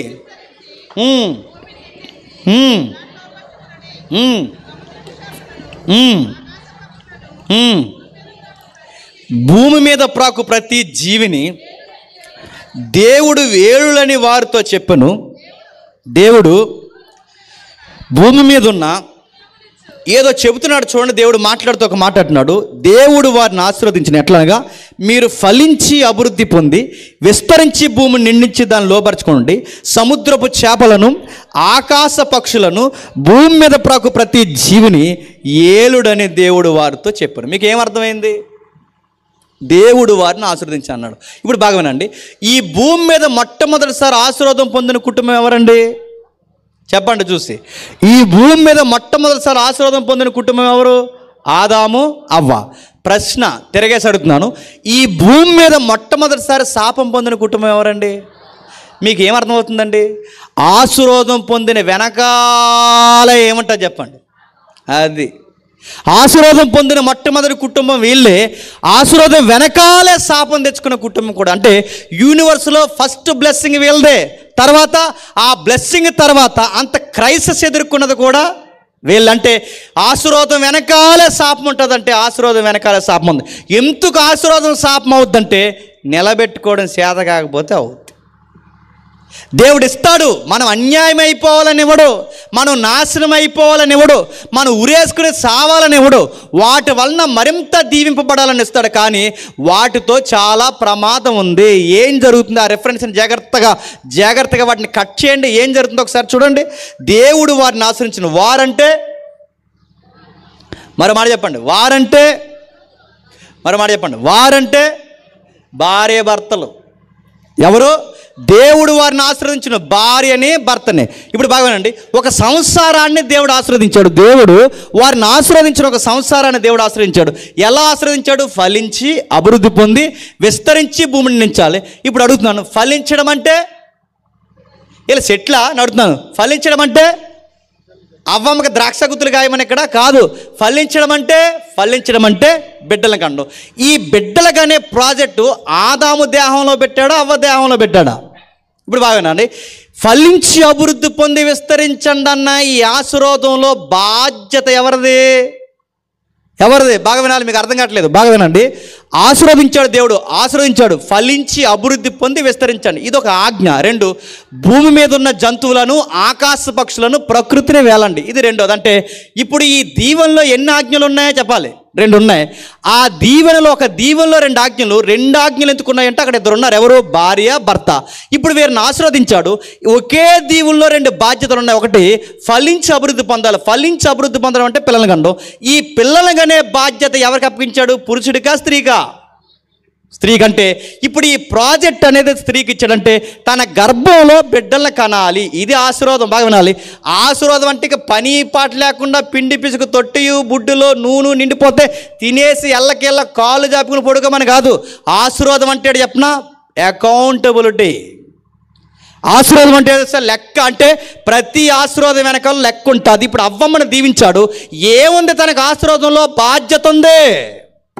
ఏం బాధ్యత ఉంది? బిడ్డల్ని మొయ్యాలి, బిడ్డల్ని కనాలి, బిడ్డల్ని సాకాలి, బిడ్డల్ని నాకు రిప్రజెంట్గా ప్రతినిధులుగా పెట్టాలి. ఇది నీ ప్రాజెక్ట్. దేవుడు అవ్వమ్మను ఆశీర్వదించాడంటే తనకిచ్చిన బాధ్యత ఏంటి? ఇది నీ బాధ్యత. ఆశీర్వాదంలో బాధ్యత. ఆశీర్వాదంలో ఆదాముకి బాధ్యత ఏంటి? మెయింటైన్ చేయి. ఆకాశ పక్షుల్ని, భూ జంతువుల్ని, భూమి మీద ప్రాగుతున్న ప్రతి జీవుని, చెట్లు, నీరు, పునాదులు, ప్రతి దానిని ఆదాము మెయింటైన్ చేయాలి. మెయింటైన్ చేయడం అంటే ఒక కర్ర పెట్టుకుని జంతువుల్ని, పక్షుల్ని మేపమని కాదు. దాని అర్థం మీరు ఎర్మియాలో చదవని ఇంటికి వెళ్ళిన తర్వాత మెయింటైన్ చేయడం అంటే నువ్వు తినంగా ఉండి నీ కుటుంబాన్ని నువ్వు తినంగా నడిపిస్తే నిన్ను బట్టి పక్షులు బాగుంటాయి, నిన్ను బట్టి జంతువులు బాగుంటాయి, నిన్ను బట్టి అంటే నువ్వు జాగ్రత్తగా నా చిత్తాన్ని మెయింటైన్ చేస్తే ఇవి నిన్ను మెయింటైన్ చేస్తాయి. అది అక్కడ మెయింటైన్ చేయడం అంటే. అంటే మనం చెడిపోతే ఏమి సమస్య పోతాయో తెలుసా? పక్షులు సమస్య పోతాయి. మనుషులు తప్పు చేస్తే భూమి ఫలించడం మానేస్తుంది. మనుషులు తప్పు చేస్తే మనకు రావాల్సిన జీవాహారం రాకుండా. అంటే ఆదాము ఏలడం అంటే ఏంటో తెలుసా? పాపం ప్రవేశించకుండా యజమానుడుగా ఎప్పటికప్పుడు తన వెనక్కున్న వారిని తనను కాపాడుకుంటూ ఉండడమే చెప్పండి పరిపాలించడం. ఎప్పుడైతే ఈ పరిపాలన జరిగింది, ఇతనికి ఒక ఆజ్ఞ ఇచ్చాడు, ఆమెకు ఒక ఆజ్ఞ ఇచ్చాడు. ఫలించి అభివృద్ధి పొంది విస్తరించండి అని ఆమెకు ఆజ్ఞ ఇచ్చాడు. ఏలాలని ఈయనకు ఒక ఆజ్ఞ ఇచ్చాడు. ఆశీర్వాదంలోనే చెరుకు ఒక ఆజ్ఞ ఇస్తే వీళ్ళిద్దరు ఏం చేశారు తెలుసా? ఏది చెయ్యొద్దంటే అది చేశారు. ఏం చేశారు? ఆ చెట్టు దరిదాపులు కూడా పోకూడదు. పోతే పోయారు, దాని వైపు కూడా చూడకూడదు. చూస్తే చూశారు, అవి తెంచకూడదు. ఎలా తెంచింది అవ్వమ్మంటే భర్త మాట, దేవుని మాట పక్కన పెట్టాడెవడో సోది అది వస్తాడు మాట విన్నదంట. ఈ గృహిణి తన కుటుంబాన్ని ఎలా పాడు చేసుకుంది చెప్పండి? 3వ వ్యక్తి మాట విన్నారు. తన భర్తతో డిస్కషన్ పెట్టినా బాగుండు వెళ్ళే ముందు. పోనీ తన భర్త అయినా తను అర్థం చేసుకుంటే బాగుండు. ఆడొచ్చి ఏం చెప్పాలో ఏం చెప్పకూడదు అవన్నీ చెప్పాడు. ఎప్పుడు గుర్తుపెట్టుకోండి, ఇంట్లో పురుషులు లేనప్పుడు మూడో వ్యక్తులతో మాట్లాడకూడదు. ఉత్తమ లక్షణాలు ఇది ఒక లక్షణం, గుర్తుపెట్టుకోండి.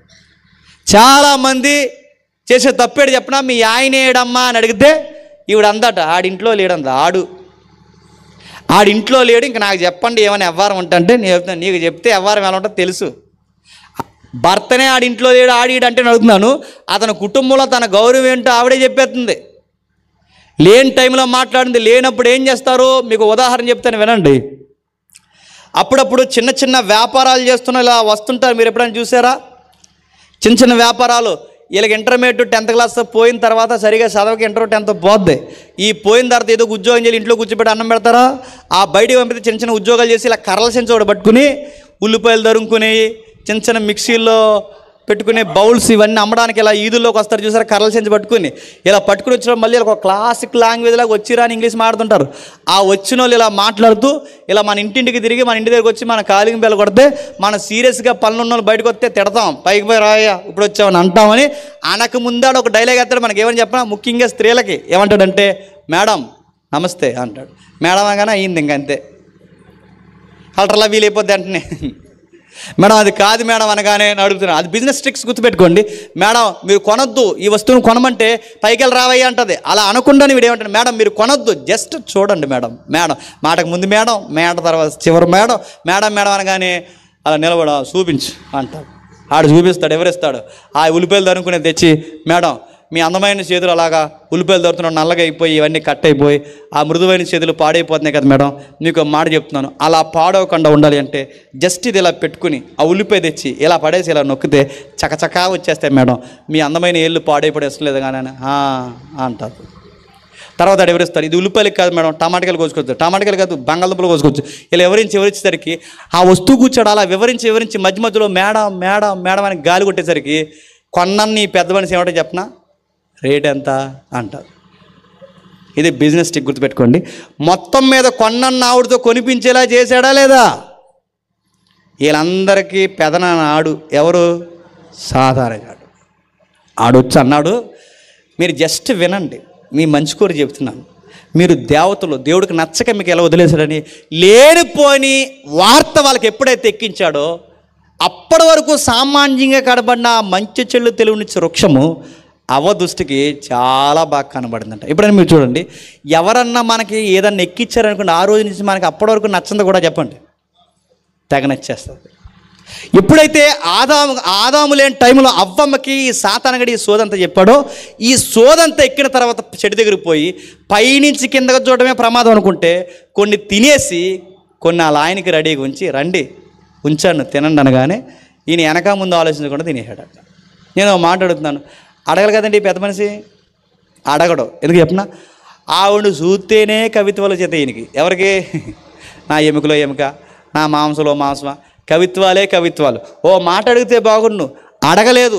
ఆవిడ ఇచ్చిందట, వెనక ముందు చూడకుండా కొన్ని తిని ఒకటి తినడమే ప్రమాదం, ఆ చెట్టు దగ్గరికి పోవడమే ప్రమాదం. అలాంటిది ఆవిడ ఇచ్చిన వెంటనే కొన్ని తినేసి ధైర్యంగా అక్కడ నిలబడాలనుకున్నారంట. ఇంకా నయం ఆ రోజుల్లో మిక్సీ లేదు కానీ ఫ్రిడ్జ్ చేసి జ్యూస్ చేసి ఫ్రిడ్జ్లో పెట్టుకుందరు వీళ్ళు. మొత్తం మీద తినేసి ఆవిడిస్తే పల్లేటి పలహారేడు చెట్టు కొమ్మలు కూడా తినేస్తాడు. తినేసి మొత్తం మీద తీసుకెళ్ళి ఆ తినేసి పొదల చోటను దాక్కున్నాడు. ఎప్పుడైతే దాక్కున్నాడు సరిగ్గా దేవుడు ఎంట్రీ ఇచ్చి ఒక మాట అన్నాడు. ఏమన్నాడంటే, ఆదాము ఎక్కడున్నావు? బాగా వినాలి, మొదలు వచ్చిన మర్చిపోవద్దు. ఫలించి అభివృద్ధి పొంది విస్తరించి భూమిని నిండించి ఆకాశ పక్షుల్ని భూజంతువుల్ని ఏలండి. ఏదైతే ఆశీర్వాదం ఇచ్చాడో ఇప్పుడు ఆశీర్వాదాన్ని దేవుడు ఎలా పోస్ట్ మార్టం చేస్తున్నాడో ఒక్కసారి చూడండి. 3వ అధ్యాయం 16వ వచనం, 3వ అధ్యాయం 16వ వచనం, త్వరగా 3వ అధ్యాయం 16వ వచనం.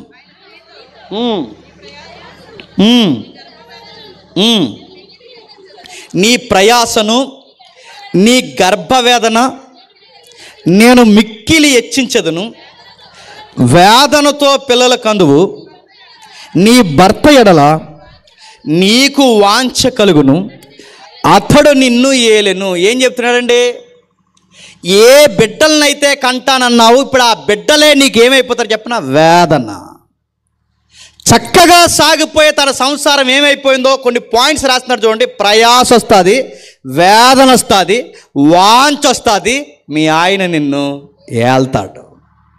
సమానంగా ఉండి బంతుల్లా తిరగాల్సిన వీళ్ళ జీవితం ఆశీర్వాదాన్ని ఎప్పుడైతే బాధ్యతని గాలికి వదిలేశారో ఒక్కసారి ఆశీర్వాదం ఏమైపోయింది చెప్పండి, రివర్స్ అయింది. ఏ బిడ్డలైతే ఆశీర్వాదకరంగా ఫలభరితంగా ఉండాలో ఇప్పుడు ఆ బిడ్డల వలన వేదన చెప్తున్నా చూడండి. ఆ బిడ్డ కడుపులో పడినప్పుడు వేదన, బిడ్డ లోపల సరిగ్గా ఎదగకపోతే వేదన, ఎదిగిన బిడ్డ సరిగ్గా పుట్టకపోతే వేదన, పుట్టినోడు సరిగ్గా మాట వినకపోతే వేదన, వాడు ఎదిగిన తర్వాత వాడే మన మీదకి తిరగబడితే వేదన, మనం మెతుకులు పెట్టి గోరుమెతులు పెట్టి పెంచితే వాడు మనకు వయసు అయిన తర్వాత మనకు ముద్ద పెట్టనప్పుడు వేదన. చివరికి ఆ బిడ్డల వలన అవ్వమ్మకి ఏం కలిసి వచ్చిందంటే ఒకడు నరహంతకుడయ్యాడు, ఒకడు హత్యకు గురయ్యాడు. ఏదైతే ఆశీర్వాదం దేవుడిచ్చాడో మొట్టమొదటి కుటుంబానికి ఆది తల్లికి జరిగిన నష్టం, ఆశీర్వాదంలో నష్టం ఏంటో తెలుసా? ఒక కొడుకు హత్యకు గురైపోయాడు, మరొక కొడుకు నరహంతకుడు అయిపోయాడు. కిమ్మని మాట్లాడకుండా నిలబడిపోయింది. మీరు చూడండి, అవ్వమ్మని ఏమనలేకపోయింది, తప్పు చేసావు గనక. ఏ దేవుడైతే నీకు ఆశీర్వాదం ఇచ్చాడో దాన్ని బాధ్యత కొదిలేవు గనక ఆ బిడ్డలు ఏమైపోయారు? శాపమైపోయారు. చూస్తుండగానే కలిసి వచ్చే బిడ్డ చనిపోయాడు, చూస్తుండగానే కుటుంబానికి పెద్ద దిక్కులో ఉండాల్సిన వాడు హత్యకు గురైపోయాడు. కయ్యేనొక్క మాట అనగలిగారా? ఏంట్రా ఈ పని అని నిలదీయగలిగారా? వాడు వాళ్ళంతెత్తు మనిషి అయిపోయిన తర్వాత ఏం అడగగలడో చెప్పండి. ఈరోజు మీరు చూడండి, బిడ్డలు లేరు అని అడుగుతారు. బిడ్డలను ఇచ్చిన తర్వాత బిడ్డలు మనకు వేదన కూర్చుంటున్నారా లేదా? సున్నీతో చంపేసిందంట వాళ్ళ అమ్మని. మీరు చూసారు లేదా వార్త? సున్నీతో చంపేసింది. ఎందుకు చంపేట? గాలి ఎదవ కోసం చంపేసిందంట. నేను అవుతున్నాను, గుండెల మీద ఎగురు తన్నుతున్నారు కొడుకులు, కూతుర్లు ఎదిరిస్తున్నారు. వయసు వచ్చిన తర్వాత వీళ్ళకి 18 సంవత్సరాలు దాటితే మా ప్రేమ కట్టొచ్చారంటే మీ మీద కేసులు పెడతామంటారు. కొడుకులు కూతుర్లో కలో మెతుకులో తిని రూపాయి దాసి ఎండకి వానికి తడిసి వీళ్ళకి లంకంత కొంపలు కొడితే వాళ్ళు ఎదిగి కోడలు అల్లుడు కోలడు కొడుకు కలిసి అందులో కూర్చొని చివరికి వీళ్ళకి మంచం ఎక్కడ వేస్తారు చెప్పిన? బాత్రూమ్ పక్కనే వేస్తారు. వీళ్ళకి మంచం ఎక్కడ వేస్తారు చెప్పిన? చెట్టు కింద వేస్తారు. వీళ్ళ లోపల ఉన్నందుకట ఇల్లు వాసన వచ్చేస్తుంది. అందుకట కోడలు వచ్చి వీళ్ళని బయటికి పంపితే సిగ్గులేని ఎదవ సన్నాసిగాడు తల్లిని బయటికి పంపేశాడట. పంపేలేదు నడుతాను ఇంతమంది తల్లుల్ని. నిన్న మొన్న ఒక వీడియో వచ్చింది, తల్లిని తండ్రిని బయటికి పంపామంటే ఆ తండ్రిని నడవలేని తండ్రిని ఇలా కర్ర పట్టుకుని నడుస్తుంటే ఆ తండ్రిని నడి రోడ్డు మీద ట్రాఫిక్ జామ్లో తెలిసిపోయాడు. వాడు ఎక్కడున్న కూతురికి తెలిస్తే ఆ కూతురి పరుగు వచ్చి గల్లుమనే 70 సంవత్సరాల వృద్ధుడు ఆ రోడ్డు మీద నిలబడి ఎడుతుంటే అందరికీ జాలిస్తుంది. మరి ఆ ఎదవకి జాలే లేదండి. అందరికీ జాలిస్తుంది. ఆ కన్నోడికి, ఆ కనిన ఎవడైతున్నాడో ఆ కొడుకుకి జాలి అవ్వలేదు. వదిలేసిపోయాడు. కోడళ్ళందరూ కలిసి ఏడుస్తున్నాడు. నాకు చచ్చిపోవాలని ఉందండి, నాకు బతకలేదు, నా కొడుకు లేనని వదిలేస్తే నాకు ఎందుకంటే నన్ను ఏడుస్తున్నప్పుడు కూతురు ఎక్కడో ఉండి వార్తలకు నాన్న అల్లుడిని నెలలా ఒప్పించి నేను చూసుకుంటాను, నాన్న నువ్వేం బాధపడకని వాళ్ళ నాన్న ఇలా హక్కుని చేసుకుని ఏడుస్తుంటే ఆ వీడియో చూసి మనకే ఏడిపోతుంది. వీళ్ళకి ఏడుపు రాలేదు. ఎందుకు కుటుంబాలు ఎలా జరుగుతుంది చెప్పనా? కొడుకులు కూతుర్లు కుటుంబం పిల్లలను కావుతారు. దేవుడు పిల్లల్ని ఇస్తారు. ఇచ్చిన తర్వాత మీ పిల్లల బతుకుల్లో ఎప్పుడైనా దైవికమైన వాతావరణం నేర్పించారా? చెత్త ఫోన్లు కొనిచ్చారు మీ పిల్లలకి. ఒక సండే స్కూల్ ఉండదు, ఒక ప్రార్థన ఉండదు, ఒక వర్షిప్ ఉండదు, ఏముండదు. అడుగుతున్నాను, ఇలా ఉంటే దేవుడు నీకు పిల్లల్ని ఎందుకు ఇచ్చాడు? ఇలా ఎద్దుల్లా పెంచుతామని ఇచ్చాడా? నీకు పిల్లల్ని ఎందుకు ఇచ్చాడు? గాలి కుదిరేస్తాను ఇచ్చాడా? దేవుడిచ్చిన ఆజ్ఞను, పిల్లల్ని, బాధ్యతని, శ్వాసమును గాలి కుదిరేసాగానికే ఈ పిల్లలే నీకేమై కూర్చుంటారో చెప్పి ఉరుతాడే కూర్చుంటారు. ఏ పిల్లలైతే కలిసి వస్తారనుకున్నావో వాళ్ళు ఎదిగిన తర్వాత ఏడుస్తున్నావుగా. ఏమని ఏడుస్తున్నావు? రే మీరు పుట్టకముందే గుప్పుడు మెతుకులు తిన్నావు, నువ్వు పుట్టకముందే రూపాయి ఉండదు, మీరు పుట్టిన తర్వాత గంజి తాగి ఏడుస్తున్నారంటే వాళ్ళు ఏడిస్తే చివరికి వాళ్ళు బాధపడుతుంటే వాళ్ళు అంటున్నారు, అమ్మ నాన్న ఎక్కువ చంపి పడేస్తామన్నారు. బాధపడుతూ వాళ్ళ అమ్మ నాన్న ఇలా అంటున్నారు, రే మీరు ఇలాగే తిరగబడతారని తెలిస్తే నెలల్లో ఉన్నప్పుడే నోట్లు ఒడ్లు గింజేసి చంపేద్దాం రా అంటున్నారు. కాదా చెప్పండి? అవ్వ ఆదాములకి ఈ బిడ్డలు కలిసి వచ్చారు. ఏం కలిసి వచ్చారు? ఆ బిడ్డల వలన వేదన భయంకరమైన వేదన కలిగింది. ఆదాము అవ్వల జీవితానికి ఇలా జరగడానికి కారణం ఏంటో తెలుసా? దీవెని నిలబెట్టుకోవడం వీళ్ళకి చేత కాలేదు.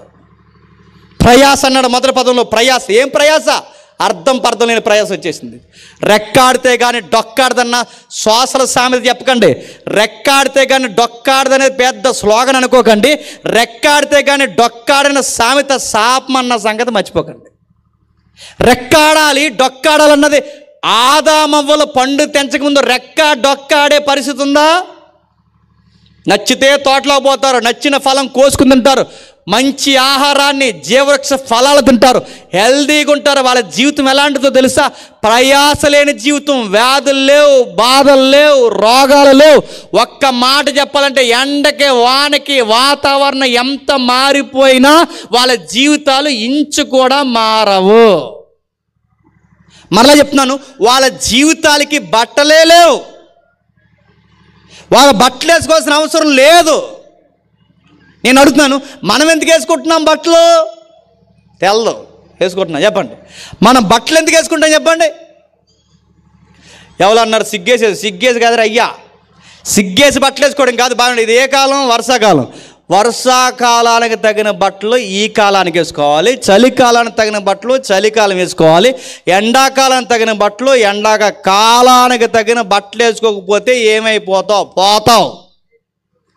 ఆ ఎండ దెబ్బకో, వడదెబ్బకో, వాన దెబ్బకో, చలి దెబ్బకో తగిన బట్టతో మన దేహాన్ని కాపాడుకోకపోతే ఏమవుతాం?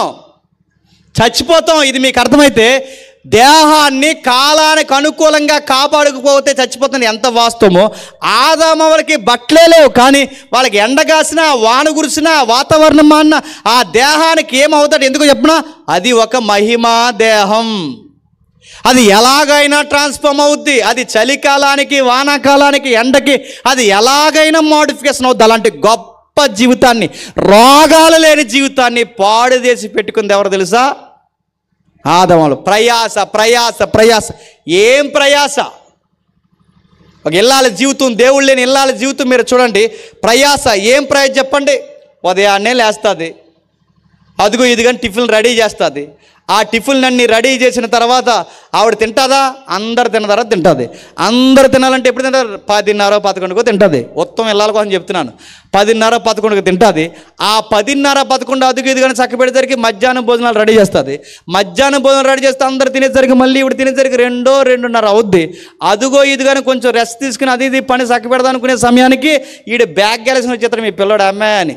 ఆడు బ్యాగ్ తీసి పక్కన పడేసి మళ్ళీ ఆడికి స్నాక్స్ పెట్టి స్నానం చేసి అనే సమయానికి ఇలా ఆయన వచ్చేస్తాడు. మళ్ళీ ఆయనకి రెడీ చేసి నీళ్ళు పెట్టి అన్ని చేసేసరికి మళ్ళీ సాయంత్రం భోజనాలు రెడీ అయిపోతాయి. అదుగో ఇది కానీ చక్క పెట్టే సమయానికి ఇదిగో రాత్రి నైట్ భోజనాలు అయ్యేసరికి టైం అవుద్ది. ఇదే సర్కిల్ తప్ప ఇంక కొత్తగా లైఫ్లో ఏమన్నా ఉందా? అప్పుడప్పుడు ఊరెళ్ళామనుకోండి లెక్కల్లోకి రావు. ఇదే సర్కిల్ తప్పడే ఏమన్నా కొత్తగా ఉందా? ఉదయం లేస్తారు, వండుకుంటారు, మధ్యాహ్నం వండుకుంటారు, సాయంత్రం వండుకుంటారు, తింటారు, పడుకుంటారు. ఇదే ప్రయాస తప్ప ఏమైనా ఉందా?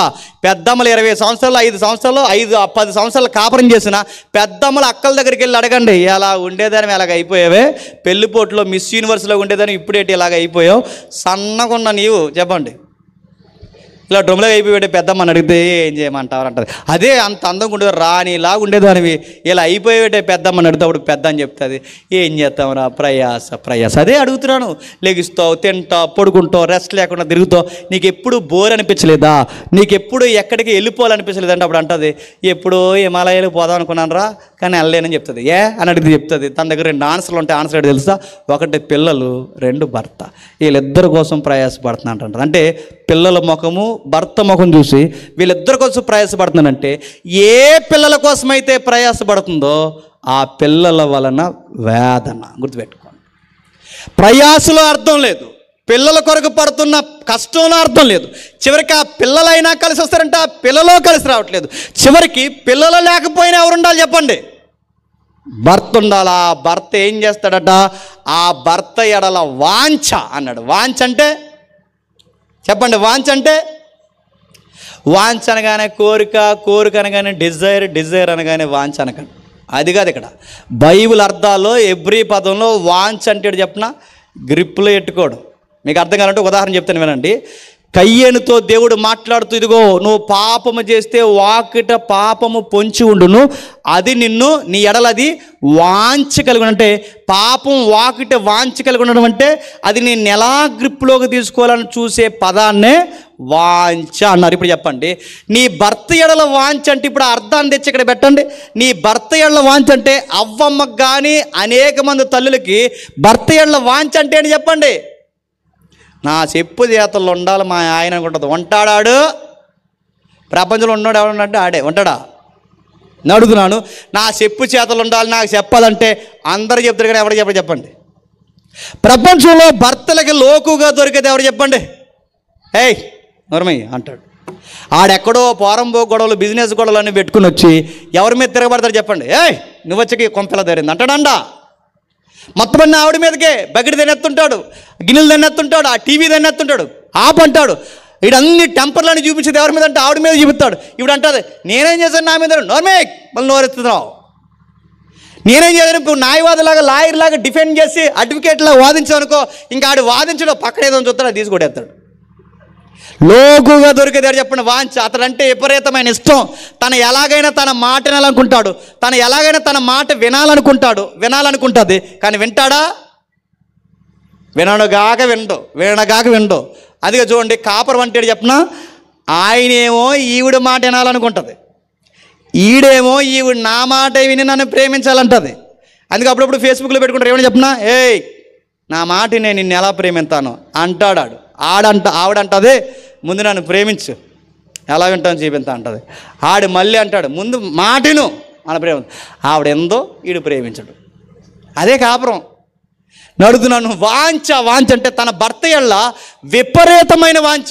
ఎంత వాంచ అంటే ఎక్కడికి వెళ్ళిపోతున్నాడో, ఏం చేస్తున్నాడో, ఇంకా రాలేదేంటో, అన్నీ గొడవలే. ఎంత ఇష్టం అతనికి, అంత ఇంపార్టెంట్ ఇస్తావు, అమ్మను మర్చిపోతావు, నాన్న మర్చిపోతావు, ఊరిని మర్చిపోతావు, స్నేహితులు మర్చిపోతావు. కానీ గమనించండి, అన్నీ ఆయన అనుకుంటావు, కానీ ఆడి మాత్రం నిన్ను ఎలా చూస్తాడు చెప్పండి? పురుగులా చూస్తాడు. ఏళ్తా వాంచ. తర్వాత బానిసగా చూస్తాడు. ఏమంటే చెప్పండి, ఉండ ఉతుకు చేయి, ఆవిడ కోసం చేయవే అంటాడంట. ఒక డిమాండ్ చేస్తున్నాడు చూడండి, ఒక దాసురాల్లాగా. తన భర్త కూడా తనకు కలిసి వచ్చాడంటే కలిసి వచ్చాడా చెప్పండి? పిల్లలు కలిసి రాలేదు, తన కష్టం తనకు కలిసి రాలేదు, తన భర్త కలిసి రాలేదు. చివరికి ఆశీర్వాదం కాస్త అవ్వమ్మకి ఏమైపోయింది చెప్పండి? శాపం అయిపోయింది. ఆదాముకి త్వరగా ముగిద్దాం. 19 వచ్చిన చూడండి, క్షమించండి 17 వచ్చిన చూడండి. ఆయన ఆదాముతో నీ భార్య మాట విని తినవద్దని నేను ఆజ్ఞాపించిన వృక్షఫలము తింటివి గనుక నీ నిమిత్తము నేల శపింపబడి ఉన్నది. ప్రయాస, మళ్ళీ ఆదాము కూడా వస్తుంది చూడండి, ప్రయాస. నువ్వు బ్రతుకు దినములన్నిటినీ ఆ ప్రయాసతోనే పంట తింటావు, అది నీకు మొండ్ల పొదలు గచ్చ పొదలు మొలిపించును, పొలములోని పంట తింటావు. ఒక మాట చెప్పాలంటే గడ్డి తిని బతుకుతున్నామ్మా. ఆ రోజు నుంచి ఈ రోజు వరకు ఆదాము శాపం కంటిన్యూ అవుతుందంటే అవుతుంది. ఇప్పటికీ మీరు రోడ్డు అంటే పోతున్నప్పుడు ఏదైనా పొదలు కనబడితే మీరు లెక్క పెట్టుకోండి.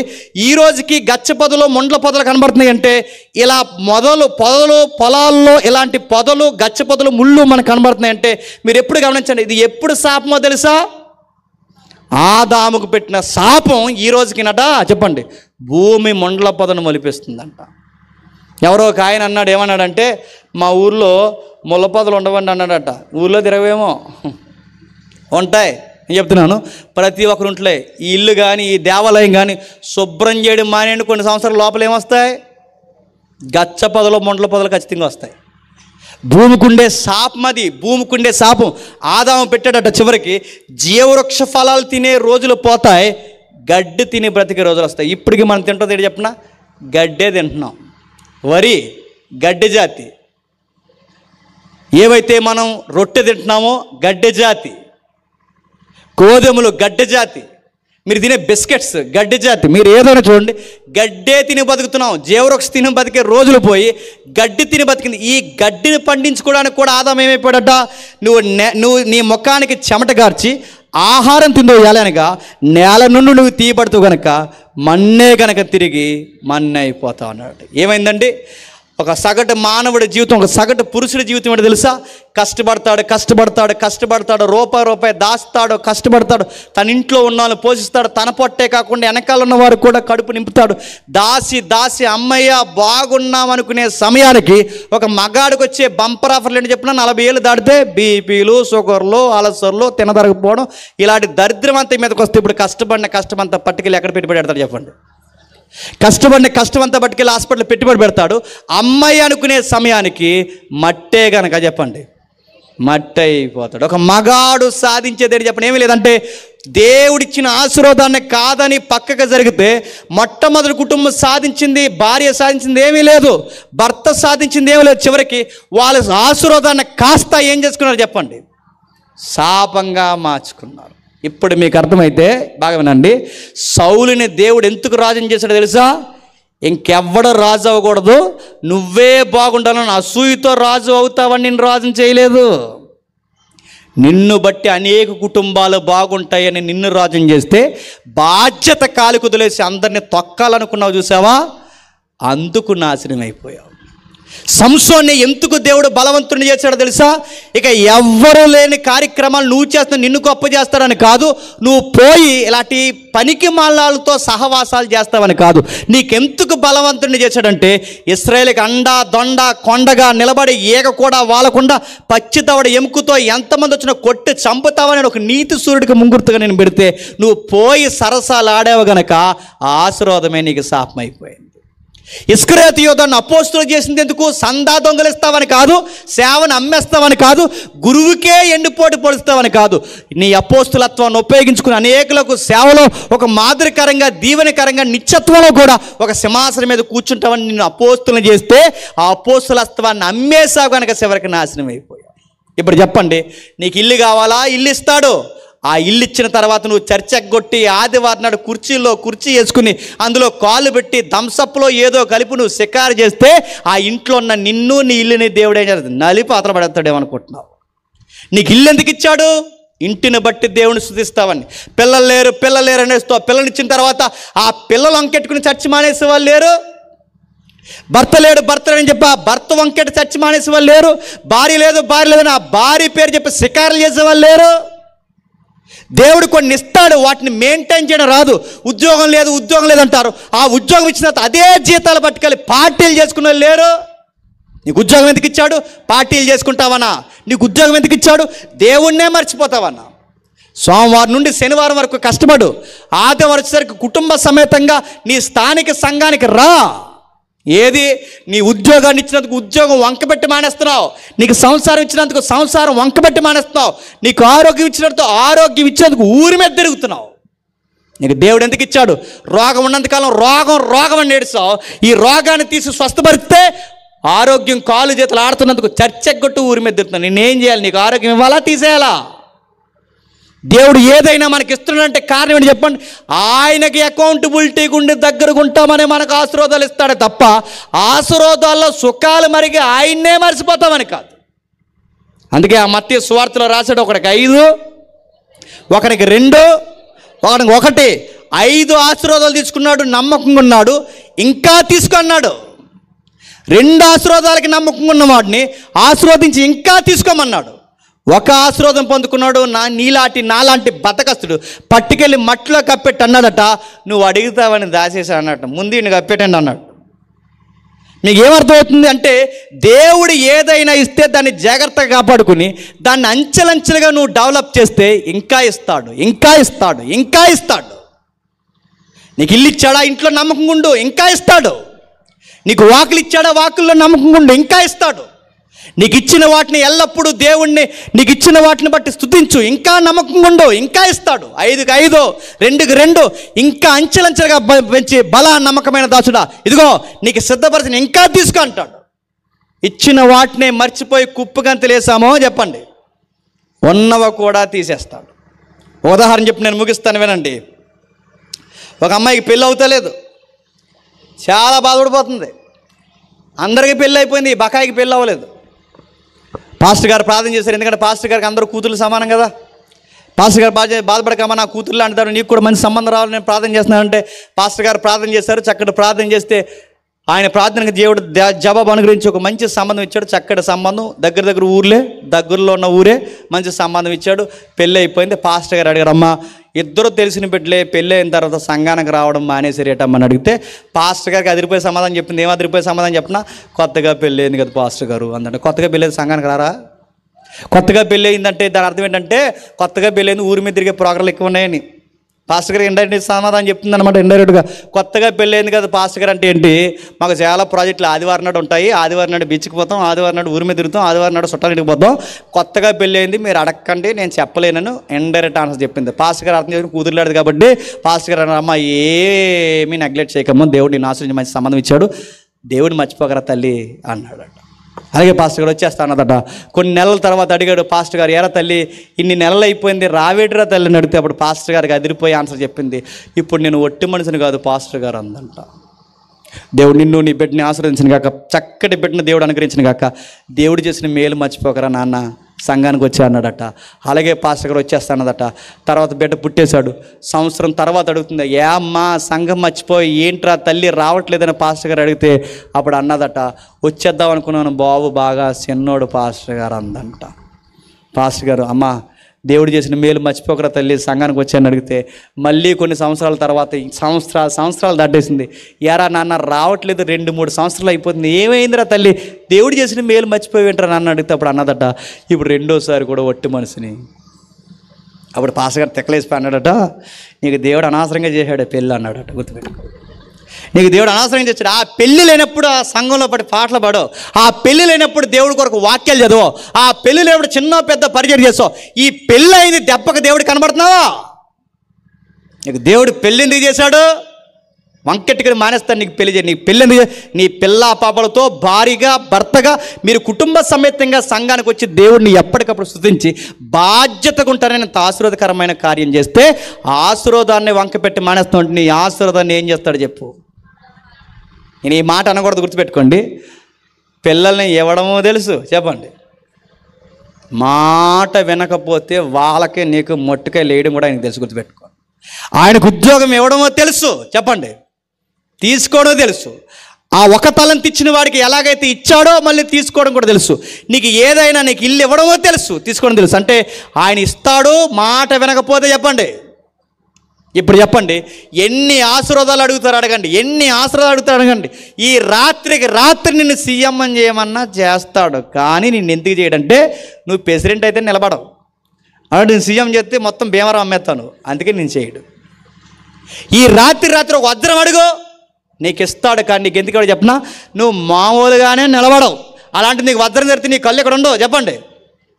నెత్తి మీద. అందుకే దేవుడు కొన్ని మనకి ఎందుకు ఇవ్వడంటే మనకి మెయింటైన్ చేయడం రాదని ఇవ్వడం. మనం అడుగుతాం, మాకు ఎందుకు ఇవ్వట్లేదు ప్రభు, వాళ్ళకి ఇచ్చా వీళ్ళకి ఇచ్చా అంటే ఆ ఇచ్చిన వాటితో నీ పాడైపోతావని భవిష్యత్తు తిరిగిన దేవుడు తెలుసు కనుకే కొన్నిటిని ఇవ్వడం. ఉపవాస ప్రార్థన చేయి, ఏదన్నా చేయి, ఎందుకు ఆలోచన నీకు ఆ పరిపక్వత వచ్చేంత వరకు కొన్ని ఆశీర్వాదాలు మన దగ్గరికి రానివ్వడం. ఎందుకంటే వాటిని మెయింటైన్ చేయడం రాక ఆశీర్వాదాలు మనం ఎలా మార్చేసుకుంటాం చెప్పండి. వీటన్నిటికన్నా గొప్ప దేవుని అడుగుతున్న ఒక మాట, ఇంతకన్నా గొప్ప ఆశీర్వాదం దేవుడు ఏమిచ్చాడంటే ఇల్లు, వాకలి, స్థలాలు, పొలాలు, పిల్లలు, సంసారం, ఇదంతా కదండి. గొప్ప ఆశీర్వాదం అంటే చెప్పిన తన ప్రియ కుమారుడినే మనకు ఆశీర్వాదకరంగా ఇచ్చేసాడు. మన కొరకు చనిపోయాడు. బైబిల్లో క్రొత్త నిబంధనలో పిండితే గొప్ప ఆశీర్వాదం ఏంటో తెలుసా? ప్రభు అయిన యేసుక్రీస్తు వారిని నమ్ముకోవడమే గొప్ప ఆశీర్వాదం. ఎందుకు ఆయన నమ్ముకుంటే అంత గొప్ప ఆశీర్వాదం అంటే ఈ భూమి మీద నిలవరమైన గుడారము, బట్ట, నీడ, ఆరోగ్యం లేకపోయినా ఒక నూతన యుగం రాబోతుందట. ఆ నూతన యుగంలో ఎండైనను, వడగాలైనను, కన్నీరైనను, బాధ అయినను ఏది ఉండదట. ఆ రోజు ఒక రోజు తృప్తికరమైన జీవితాలు మనకి ఇవ్వడానికి దేవుడు త్వరలోనే మేఘాల మీద రాబోతున్నాడంట. మేఘాల మీద రాబోతున్నట్టు ఒక మాట గుర్తొచ్చింది. ఈ మధ్యకాలంలో మీ సైడ్ ఒకడు ఉన్నాడు, ఆడు అంటున్నాడు 2027 యేసుప్రభువు వచ్చేస్తున్నాడు అంటాడు. ఆ మాట నమ్మకండి. ఇంక ఈ 3 సంవత్సరాలు ఎందుకంటే ఇంకా అదోలా బతికేద్దాం, ఏమైనా ఉంటే తెచ్చండి అమ్మేద్దాం అంటున్నాడు ఆ మనిషి. నమ్మకండి. 2027లో గాబ్రియల్ వచ్చి చెవిలో చెప్పిందంట. అడుగుతున్నాను, అలాంటి నమ్మకండి. ఎప్పుడు వస్తాడో తెలియదు. ఈ రోజే రావచ్చు, రేపే రావచ్చు, తర్వాతే రావచ్చు. కానీ మన తరంలో అయితే వచ్చే సూచనలు అయితే ఎక్కువ ఉన్నాయి. కానీ గుర్తుపెట్టుకోండి, ఆయన ఎప్పుడు వస్తాడో తెలియదు.